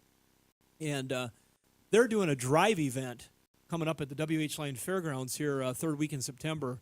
And if you want to get on the internet, you can find the details on that drive event at the WH Line Fairgrounds. And they're going to have all kinds of different electric vehicles out there that you can drive. Motorcycles, I think J&L is bringing down a electric motorcycle, if I remember right. And all the players in this area are kind of involved in that event. And it's the drive event at the WH Lines Fairgrounds. I don't remember the date. It's I think it's the 27th. I think it's the Saturday the 20. It should, whatever. No, it'd be the weekend before that, possibly. Right? It was the 28th last. No, because I think it's the Saturday that I'm going to the National Convention for ARA because I can't be here. So that would be the 22nd through the. You just keep talking about it. Yeah, I'll keep you got it found ready. That's a local event that you can go to, and without having to go all the way to San Diego and get a minor version of, I'm sure, what the full dose is, what he's going to get out there at a big city like that with a traveling show, in a sense, that's doing these things. September 29th. It is the 29th. Thursday, the 29th. I'm going to be here then. I thought I was going to be gone. Yeah, and it's like 4 to 7 p.m. or something like that. That's isn't the one it? at the 5 WH to Lines 7 p.m.? Fairgrounds. 4 to 7 p.m. Okay, 4 to 7 well, maybe I'll be able to make that work then. Well, it sounds like there's going to be a lot of people. So these events are going to be great. This one in California, the one here, in order to get people a little more information. Because a lot of the information we hear is from people that the negative stuff comes from people who they haven't been there. Well, with my new position I'm taking on, I really haven't talked about this on the show. I'm going to take the position as the incoming secretary this year for the for the Automotive Recyclers Association. Which will put me in line to be the president in 4 years of that association. Do they reserve the right to revoke that? They do, like go, all the "Eh, time. Yeah, all the time. Okay. They all know me pretty well, though. But so they know this is a calculated risk. Right. But the conversations, I'm already starting to get involved with some of those on the executive committee, and it is quite amazing, the talks that are already happening at higher levels with certain auto manufacturers and battery people to figure out the landscape for recycling of the batteries and reuse of the batteries. And, of course, our trade association is really promoting the reuse of the batteries because it's a big deal. That's going to be one of them things that there are challenges to get all the raw materials that are needed to make new batteries at this time, just like every other challenge involved in this deal. And so reuse is going to be a big deal. I was giving some testimony in front of the South Dakota Appropriations Committee a few weeks ago, and before that, there was they were talking about electric vehicles and questions coming up, and they were talking about charging stations specifically and things like this, and things came up I'd never thought about before. They're like, okay, so how much are they going to cost? Where do we put them? Can they go on private land? Do they go on public land? Do they go in rest areas? Do they not go in rest areas? And there's like, nope, there's laws about this. You can't build a private thing in a rest area, and blah, blah, blah, blah. And then the one came up, where are you going to go to the bathroom? If you put up a station to charge your car on the middle of the interstate and you're in the middle of the night and it's 10 miles from nowhere because that's where people want to be able to charge their car when it gets low, are they going to have a bathroom?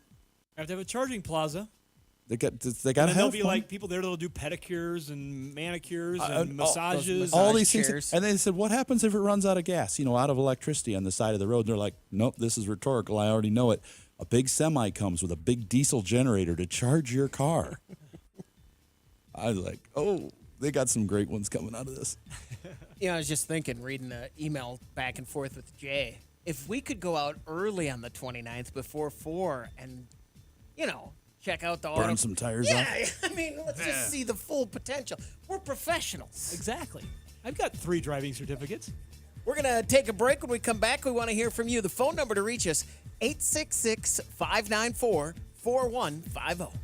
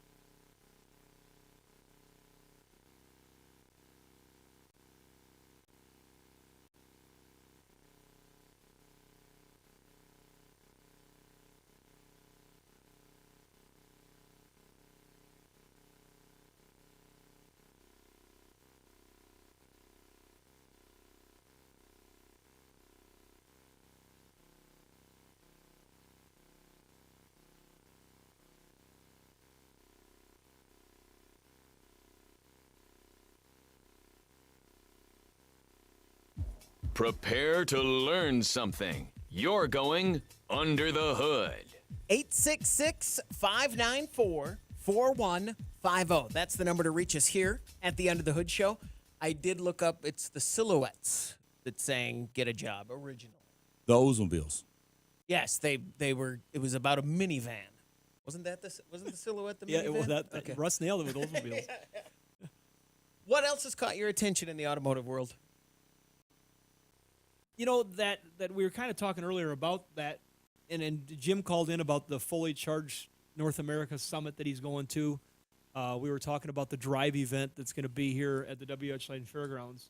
And I think it's hard not to look at the news and not get caught up in all the discussion about the transition that is trying to happening. Some people are pushing back from it happening. I'm not sitting here saying I got a strong opinion. I tell you, I've driven the most powerful internal combustion engines and sophisticated cars, a few of them, and I've driven one of the most sophisticated electric vehicles that my friend Jeff let me borrow in Arizona with a Model X. That's out there. It's right up there, and it was a great time. It was a wonderful drive, but I didn't have to live with it my whole year. Every day. Mm-hmm. It was a weekend joyride in a sense. I did have to find a charging station place, so we used the internet on the car to tell you where the station was at. And when I got there was thankfully one charging station open. That was something it worked. And it worked. There was one open, but the next person that came, there was not a charging station open. Mm-hmm. It was full. And so there's all these things that are going to get figured out along the way. Now we're starting to see other states that are saying, this we've always followed the California emissions is the way that most people have always looked at it. That's the highest level of emissions typically of restrictions. And so now some of those same states are saying, okay, we see California's put this mandate out there. We better follow that. Now we've got to follow this, and so we've got like Minnesota is a state right near us that is typically very much following. Because of the big metro of Minneapolis, they do a lot of following of some of those things. So we could end up with some of that right next to us in very rural South Dakota that doesn't think that way. Right. Our people in South Dakota. And when you say Minnesota, you mean the greater Minneapolis area. Yeah, or just put a fence up around it and say that they're is going to adopt it. That is very much similar thinking politically. Because these farmers to the West are, Coast. No. They'll be like, I don't think so. And that's the political battle in some of those states all the time. Will the rural votes match up with the metro votes? So it'll be. I say it's going to be interesting to watch, but I also, as a company, Russ with his managing the service center, myself managing our dismantling facility. These are things we've got to figure out, and we will continue to learn and try to stay ahead of the curve. And we've already got protocols in place that our industry has created, and I've been in the middle of some of that stuff to create the protocols for the safe dismantling of electric vehicles, because I am afraid that there are going to be people that watch someone like Rich Rebuilds on YouTube and see his brain is really good about this stuff. He understands what's going on. But he's doing it himself. Right. His hands are on that battery. But when you start doing copycat stuff and anything like that, there's going to be some challenges. There's going to be some people that are going to get hurt. We get the call now that says, hey, can I just put a power steering pump off of this on that? Can I put this engine in this and just change a couple things? Can I take this seat out and put this power one in? Hey, can I take this battery out of my Model X and put in my Fusion? I heard you could just, it fits physically, so can I just like cut the wires off and splice them together? Sure. There was a no. There are things that are going to happen like that, but there are also going to be a lot of people that are going to figure out ways to do this, and they're actually going to do it and do it well. But it's not going to be an everyday thing. I think our whole level of technology is going to change. But look, you've seen it, Chris. You say 3 years goes by. What happened 3 years ago that we're not even talking about now? What's going to happen 3 years about that everything's going to change. Did we forget about all the end of 19 and then all the 20 and the 21 model vehicles that never got finished because they didn't have chips? The thousands and thousands and hundreds and thousands that are still sitting in fields and lots parked because they're still not moving because we don't have those parts. They're still out there, and now we're thinking, hey, those are getting kind of aged. Whatever happened to them? And now we're starting to see the supply of the new chip, different design chip equipped 22s and 23s coming out, but all those vehicles are still out there, and we're like, yeah, that's gonna be fun to watch how they bring that stuff to the market or what they do with it. Right. The Volkswagens. I don't even remember what happened with. Remember the VWs that filled empty football stadiums? Like, whatever happened to all those? I know a lot of them finally. A bunch of them were repurposed, and a number of them were dismantled. And and some of them got moved on, and some of them went to other countries that said, we don't care, send them to us. But we're curious about some of those things. But with this all electric change, it might change in 3 years. We're going pretty random here, but as we sit here and talk about this change and this transition, on the other end of the spectrum, the EPA just this last week laid down the gauntlet on two more diesel defeat device companies. $10 million fines to two different companies, I believe it was. That's a heavy hand, and I think it was like $400,000 personally to one of the owners. They're coming with a heavy hammer. So the reason I bring that up is, okay, so what is going to happen with the environmental protection side of things when they start changing electric vehicles, when people start retrofitting things from one electric vehicle to another? Is that going to be an issue? They're exempt. Or are they not going to care about that? Right now they're exempt. Because it's not the Clean Air Act. There's no emissions. So if a car company makes an electric car, it offsets their gas production. So they think a lot about that as well, which also leads way to a lot of cool gasoline cars that are coming out for the end of this. Like you got the end of life Challenger coming out. We'll have an end of life Camaro coming out. I like that new Chevelle idea thing with the. Yeah, there's some interesting concepts, but it's kind of sad. Yeah, And there's some things, but I would bet you we'll be talking about new cool gas models for at least another 20 years. I am curious to see what happens there. Yeah, you're right, because if they do switch some to electric, then as it sits right now, the gas ones can kind of fluctuate and be more. But use more at gas. some point, though, you start having they're going to catch up with your it. manufacturing allocation, your engineering allocations. Everybody starts thinking one way. It's okay, and this has been talked about in a lot of articles I've read. At what point do they say, "All right, this has gone as far as it can go. Just keep making them. This is the way they're going to be." Because we got all the energy's got to go this way to the electric stuff and the new technologies.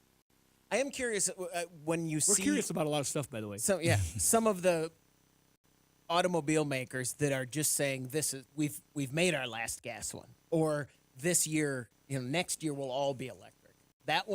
That's where I'm. To all the stuff we've talked about, that's one where I go, oh, they're not saying it's going to be gradual. They've said already they're done, or already it's going to be switching over. That'll be interesting to see where that goes too. Want to hear more crazy talk under the hood, the stuff like this that we talk about sometimes after the show? Get on YouTube, on the Under the Hood Show channel, and we do an after show that is at the end of our regular show there. You could just skip to the end and watch the after show. Thanks very much for joining us on the Under the Hood Show.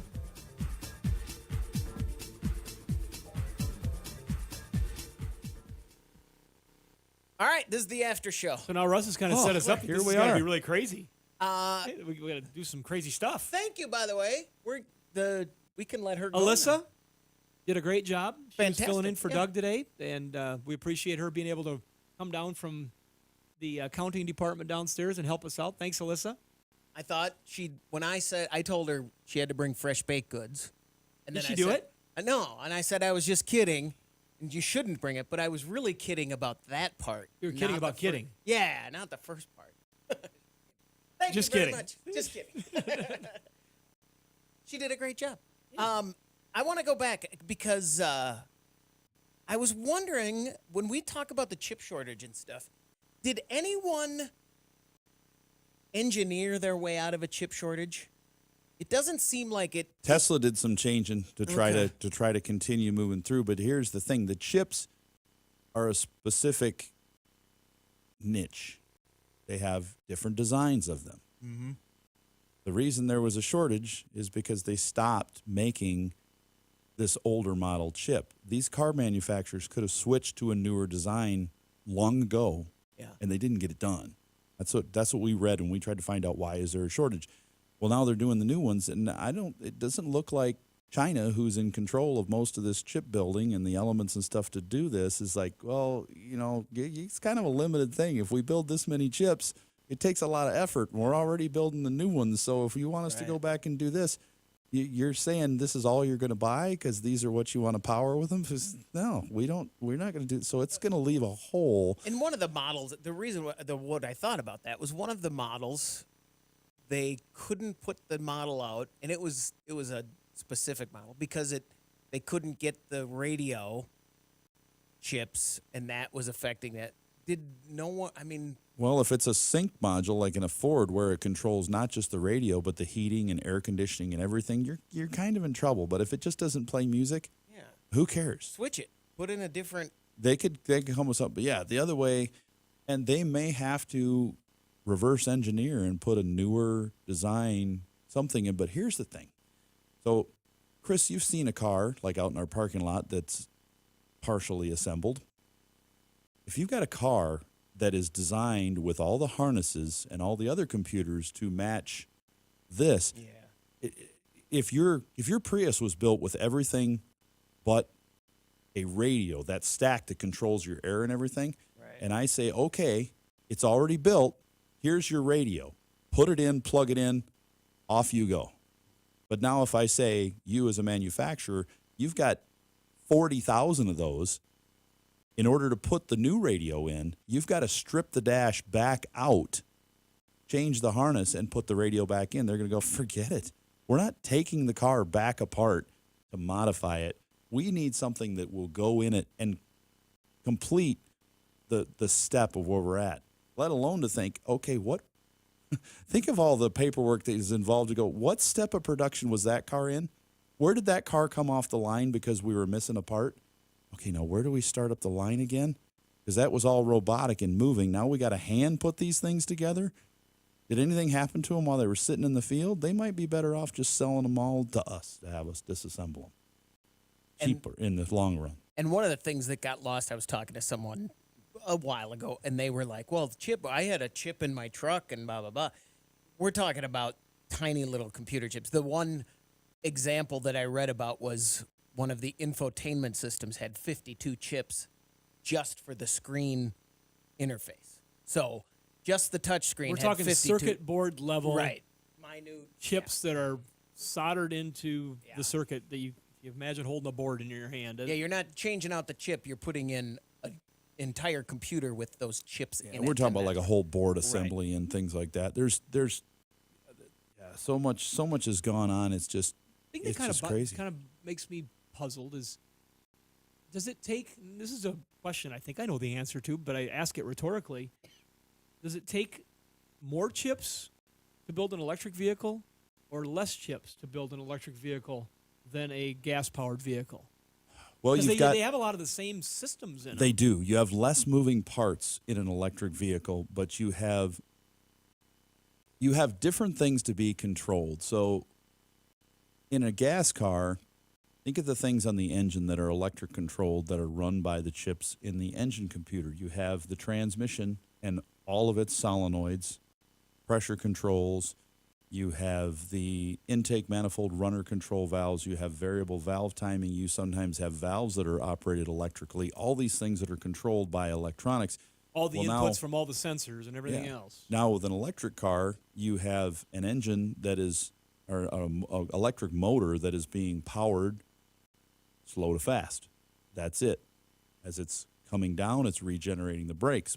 But you have a different number of chips in that computer, in that module, that is doing all this stuff at once. It's saying, are there more chips in your stereo at home or your washing machine? Yeah. So do they sense temperature, voltage, amperage, all these things on the electric motors? So I wonder how the net result is for the number of chips That needed. is interesting, yeah. Because it seems like It seems like it would be more. When you think electronic, you think it'd be more, but it might be less. Because there's fewer. Because I'm going to guess that the infotainment system uses a similar number of chips. Probably between identical. gas and electric. Yep. There is no, like you said, no transmission per se. So you don't have all that. It has an sets. ECM. Yeah, but that's controlling The electric powertrain. motors. Yep. You've got another ECM that would be in the battery controller. But I almost wonder if it's not less. It's something I just don't. I think I know, but I bet you it's less. It's got door modules and all that kind of stuff. But the gas-powered car also does. Right.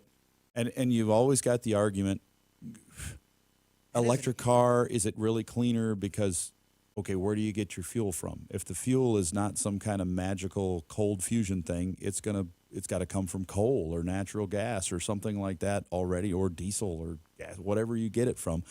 And then what about making the car? Water. You got It'll to all be make. fine. It comes from a hydroelectric. What could go wrong there? Yeah. And then when you make the bye-bye, Lake Mead, you've got just making the components, making the batteries, all these things. Really, I think personally, for me, the biggest objection and the biggest environmental objection to everything in electric vehicles is the battery technology. If somebody came along right now, if Elon Musk said, hey, I just went to Mars, and you know what? I found this element.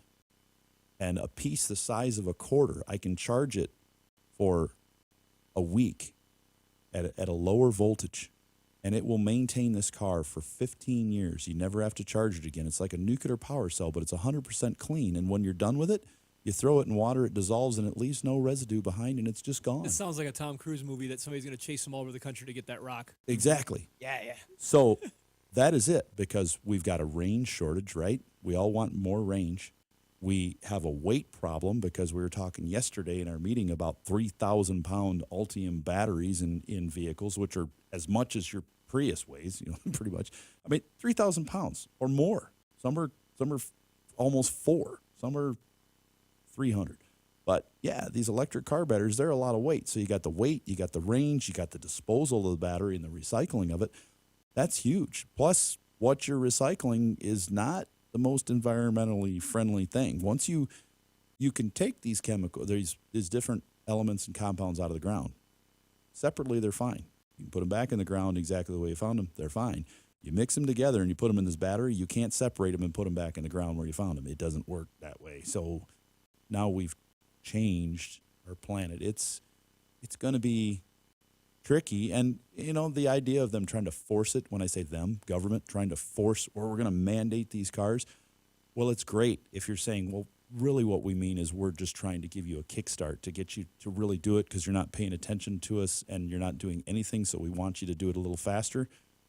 Well, that's great if you're doing it that way, but if you're truly saying, you know, everybody has to have it, it's just not going to happen because the very weekend they said, you've got to, let's buy electric cars. We're going all electric in California. It was the very weekend they said, prepare for rolling blackouts because it's going to be hot this weekend and we don't have enough power. So please don't charge your car. If it's dead, use the slow charger, if anything, and let it sit for a few days while it slow charges. And by the way, flee to your house because it may be burning. Well, my car's not charged. Yeah. Right. You're going to be evacuated. I can't charge my car. But then again, why? Looking at things about for just we got to stop reading the comments. That's the problem. When we're talking about, they're telling us they're going to be electric, but they're saying don't charge your car this weekend. We've had gas issues too recently. I don't know if you guys have been paying attention, but the price of gas became a national issue and whose fault it was and reserves and more drill. Well, now they're talking wholesale natural gas has gone up to like $8 and it was like at $2. So they said, hey, and you haven't got your gas bill yet for the winter. I've got the notice in my mail this week that said, prepare for a gas increase this winter and prepare to conserve. I'm like, they don't tell you what the increase is going to be yet, but they're saying $2 to $8. That's a lot when you're, that's still 4 times as much to me. You know, and propane comes behind that. And what is the natural gas power? Oh, well, around here, it powers plants that give us electricity. So if the power is more money there, then what's the electricity cost? And I already watched people in the legislature in this meeting that I was at a few weeks ago say, how can we tax these things to get our money for the roads out of them? Can we charge? If you're paying 28 cents a minute right now at a charger, we should be getting, 8 to 12 cents a minute on top of that for the taxes so that we can get tax per mile. And then if you're charging at home, your car should be monitored by the charging station that it runs, or the software in the car like Tesla knows how much it charged, and you should pay tax based on the kilowatt hours you put in your car, right? Instead of license fees. There are so many things they got to work out. So I'm just hoping that in my lifetime they don't, so I can just keep doing what I'm doing. It's hard to do all of it. It's like it's not just. It's almost like there's not just two sides to every single issue. Yeah. Well, and who is prepared tomorrow? Oh, by the way, by the end of next year, you got to buy a new car. Doc Brown had it all figured out with his Mr. Fusion. Mm-hmm. Mm-hmm. He had it, Doc Brown, where are you? Artie, we got to go back. There we go, I guess, huh? Is that it? It feels like we're ending on a... Yeah. Oh, that'll get you some comments. Yeah. Hey, you know what? We take hate comments, too. If you want to talk about all those bad people who are trying to get you to buy electric cars, just put them in the comments. No, they're not for us. They're for the people. But we want you to comment. We want like 10,000 comments, and you want to just bash all the electric cars. Is this the same guy asking for this? Yeah. No. By the way, have you never read the comments? They're not going to blame anyone else. No. They blame the messenger. They blame us for talking about it. They're going to blame, exactly, yeah. Just talking about it gets you flamed these days. It does. Who cares? Listen to you over there. All right. I'm old now. I just don't care anymore. Okay. We have this as long on as tape. we're you do have it on tape. But as long as we're helping people out. Hey, that is cool. Glenn, that is the coolest thing. That is awesome. He has a marketing company. If you're in Jersey, and you need, you've got marketing things, he gave me some great ideas too. But Drip Marketing, look him up, New Jersey. Great guy, How do you say awesome his to name? work with. Follow Valita, like follow the leader. Do you have to say that every time afterwards? I think so. Yeah, because that's how you pronounce I know, it. but couldn't 'cause- you just say it and be like, yes, nailed it? No, I don't think so. And the only reason I get these names again is because I had so many friends with crazy names. It was such a melting pot around that Detroit area that just We had one of lots those and lots just and the lots other of- day on our morning show. Someone won a prize, and she said her name, and my morning show partner was like, "How do you spell that?" And I'm like, MECHZHCHZHLK. Like, that's right. How'd you know that? Our neighbors. Growing up, had Do that you, name. do you care to? No. You care to tell the story about what happened? What people should watch out for with your morning Mekla show? Chevets. With your contest? Oh, yeah. I think that's a story you should tell public because it's just Yeah. how crazy this Yeah, internet is. you're going to get screwed no matter where you go on the internet. So watch before you. Yeah, we did If it's a too good to be true, it's probably too good to yeah, be true. we did a contest on our Facebook page like we've done a million times Talk before. about it, who you are, and what you do. Well, it doesn't matter. Yeah, it doesn't it does. matter. No, it doesn't because people are on Facebook that, I mean, it just doesn't matter. It's KTWBR. I don't want people to go there now and start scamming us. No, we put a contest on our Facebook page, simple as that. Comment and you could win tickets. And a bot spoofed our page almost instantly and began Within 8 minutes. Yeah, began replying to people saying, "Hey, you won, you won." And when you clicked on that Facebook page, it was an exact copy of our Facebook page, except it was only 10 minutes old. And they were giving away Blake Shelton tickets, so they had like Yeah. hundreds of responses in a And very that- short period of time. Everybody that replied said they won, and just click here to finish the thing. And only know of one person that did click on it, and they said they quickly realized, "Ooh, I didn't mean to do that." We got lots of people saying, "Hey, I think," but it wasn't that we got hacked, and there was nothing on our end that could have prevented it. They just spoofed it, and the only thing that was different was they had a different font. That was the only way you could tell that it was any different. Or if you went to the page and saw that it had 0 likes. And My that it sister was, had her page copied one time. Yeah, and that's exactly what they did. with old tractors. They And it took was just- it looked like her page, and they Yeah. were selling the same stuff on Send Money. We got Yeah. the stuff that she'd already sold on auction. It's just crazy out there. I had a And that, by the way, is a new thing too. If you are involved in Facebook at all, whenever we post now, we'll post ticket, not contest, just hey, tickets go on sale Friday for this concert, and bots that replicate people. You get that all the time. Hey, I got a new friend request from you. That wasn't me. They will go on there. They'll replicate a person's Facebook profile and say, I have 2 tickets for sale. I can't go because my mom died. If you want to go, message me. Wow. And then you'll see it like a conversation going back and forth. And tickets don't exist yet. So you know that Those bots are tricky. Even though there's some that are pretty cool. I went to a local car dealer's site to buy a trailer like a year ago. And I went there and the thing popped up and said, chat now. So I went, that's their website. It said, what are you looking for? I said, I clicked on the trailer on the picture on the website. So it said, hey, what do you want to know about this trailer? And I said, do you still have it? It said, yes, we do. Would you like to come look at it? Kindly. Yes, I would. Now, I didn't say that because I knew it would have been a scam then. And it was, I thought I was in a real conversation for a second. And then it was like when the answer machine picks up and says, hello? Hey, are you there? Yeah. Are you talking to me? Yeah. Hi, Mike, is this you? Hey. Well, I'm not here right now. If you want to leave a message. Oh, that was a And funny you're bit just back in the day. yeah. Well, not so funny anymore. We don't use the phone anymore, right? But it's that bot was right in tune, and that's one of Elon Musk is like screaming right now with this lawsuit, and he's countersuing, going back and forth because he says, I'm not going to buy Twitter because you lied to me about how many bots that you have that are fake accounts and they're not real accounts. Oh no, we don't have fake accounts. Yeah, yes, you do have fake accounts. Everybody has fake accounts. So I had my first attempt, and you guys, this is probably I'm late to the party on this. Somebody trying to get me to help break two-factor authentication. Huh. Okay. I don't. We were at our company golf outing. We do a hackathon every year at the River Ridge Golf Course with all the employees, and we use clubs we find in cars and balls we find in cars and just play a crazy golfing night. And Russ, your team won, didn't it? Yes. Yeah, they did. But I'm standing in the back, and my phone buzzes in my pocket, and I get a message from an employee's wife on Messenger.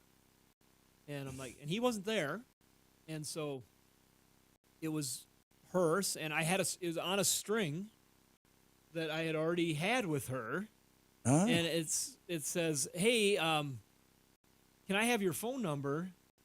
How did it read? But it was in such a way that my instant response was, is Dick okay? Here's my phone number. Give me a call.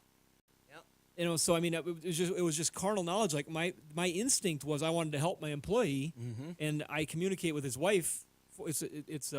He doesn't have all the technology. He's an older guy that drives for us, and so I'm like, is Dick okay? And then a little bit later, like 2 minutes, I got another message, and it was, oh, I'm having problems getting into my account.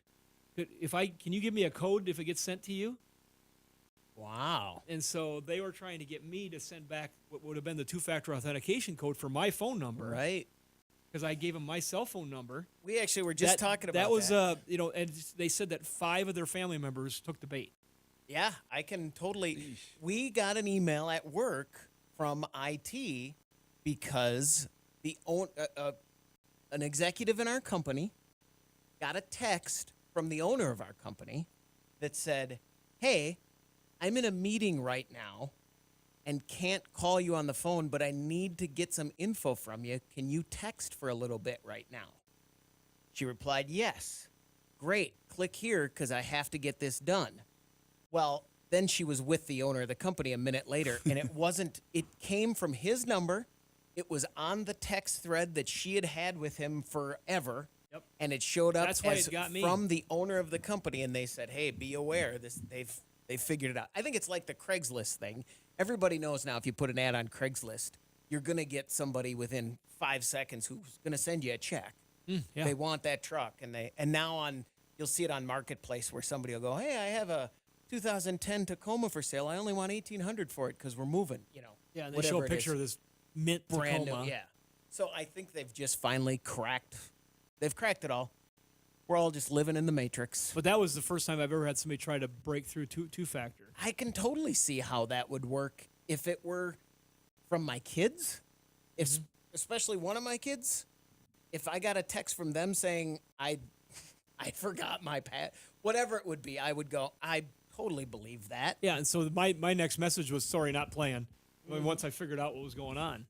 And, I had a couple drinks at the golf course. I was susceptible. Yeah. All right. That'll do it. One quick thing.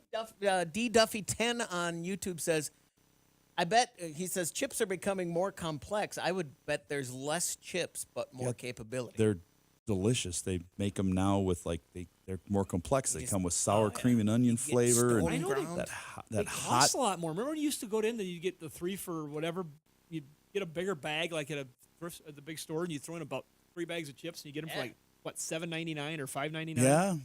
Those offers aren't out there anymore. No. One more thing I was thinking of, just looking at the old phone.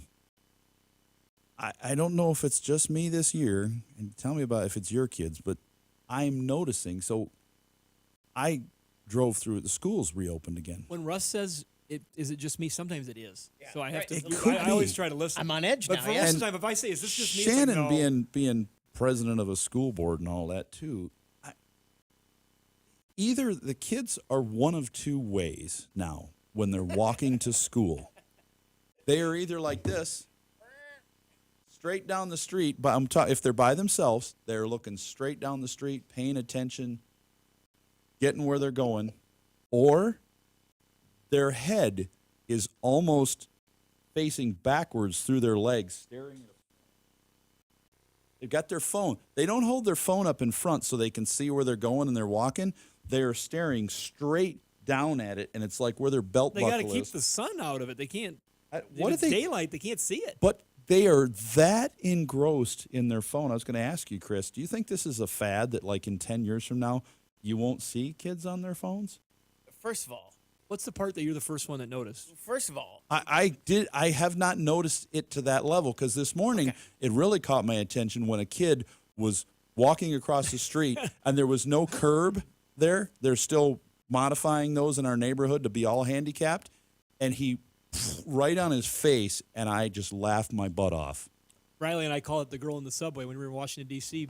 10 years ago, there was a girl playing a video game, and her parents had to grab her because she about walked right into the subway trench. That probably happens. I bet more people die than you think in a year, or fall off the platform of the subway because they're on their phone than ever. It's nuts. I work downtown Sioux Falls. Come on down, spend 20 minutes downtown. First of all, drive down. I was down come to there my this place. weekend. Yeah, and then look around, and then drive out and see if there's any kids there that are doing exactly what. It's adults. It's everybody. You could walk downtown, any downtown, and never make eye contact with a person, even if you were trying, because they just no one's looking. Pickpocketers got to be having a heyday because nobody's paying attention. Yeah. Oh, that's a good question. They could take their pants off of them, and they probably wouldn't notice. When I'm get their wallet and their keys. Texting and walking, there's nothing in it. I'm I don't doing have this anything so in I can. pockets. I'm paying attention to what's around me, and I'm texting and walking. I'm looking at the world. And It's right up- now, you're justifying that it's okay to text and walk. And by the way, I think it's perfectly fine to text and walk if you're paying attention. it's a Just phase. don't drive. It's a phase only in the fact that in 10 years we won't have phones. It'll just be an implant. We'll or be a thinking contact it. lens. It'll be a contact lens, and I'm sending a text right now. That'll be what it is. You are right. Yeah. You know, Elon Musk has been working on the thing with the brain to the car, Neuralink, yeah. Neuralink, and if you can do that and get that down, How did this conversation start? then you can get with the thing. Russ said comments don't bother him. I don't- All right, that'll do it. Thanks, everybody.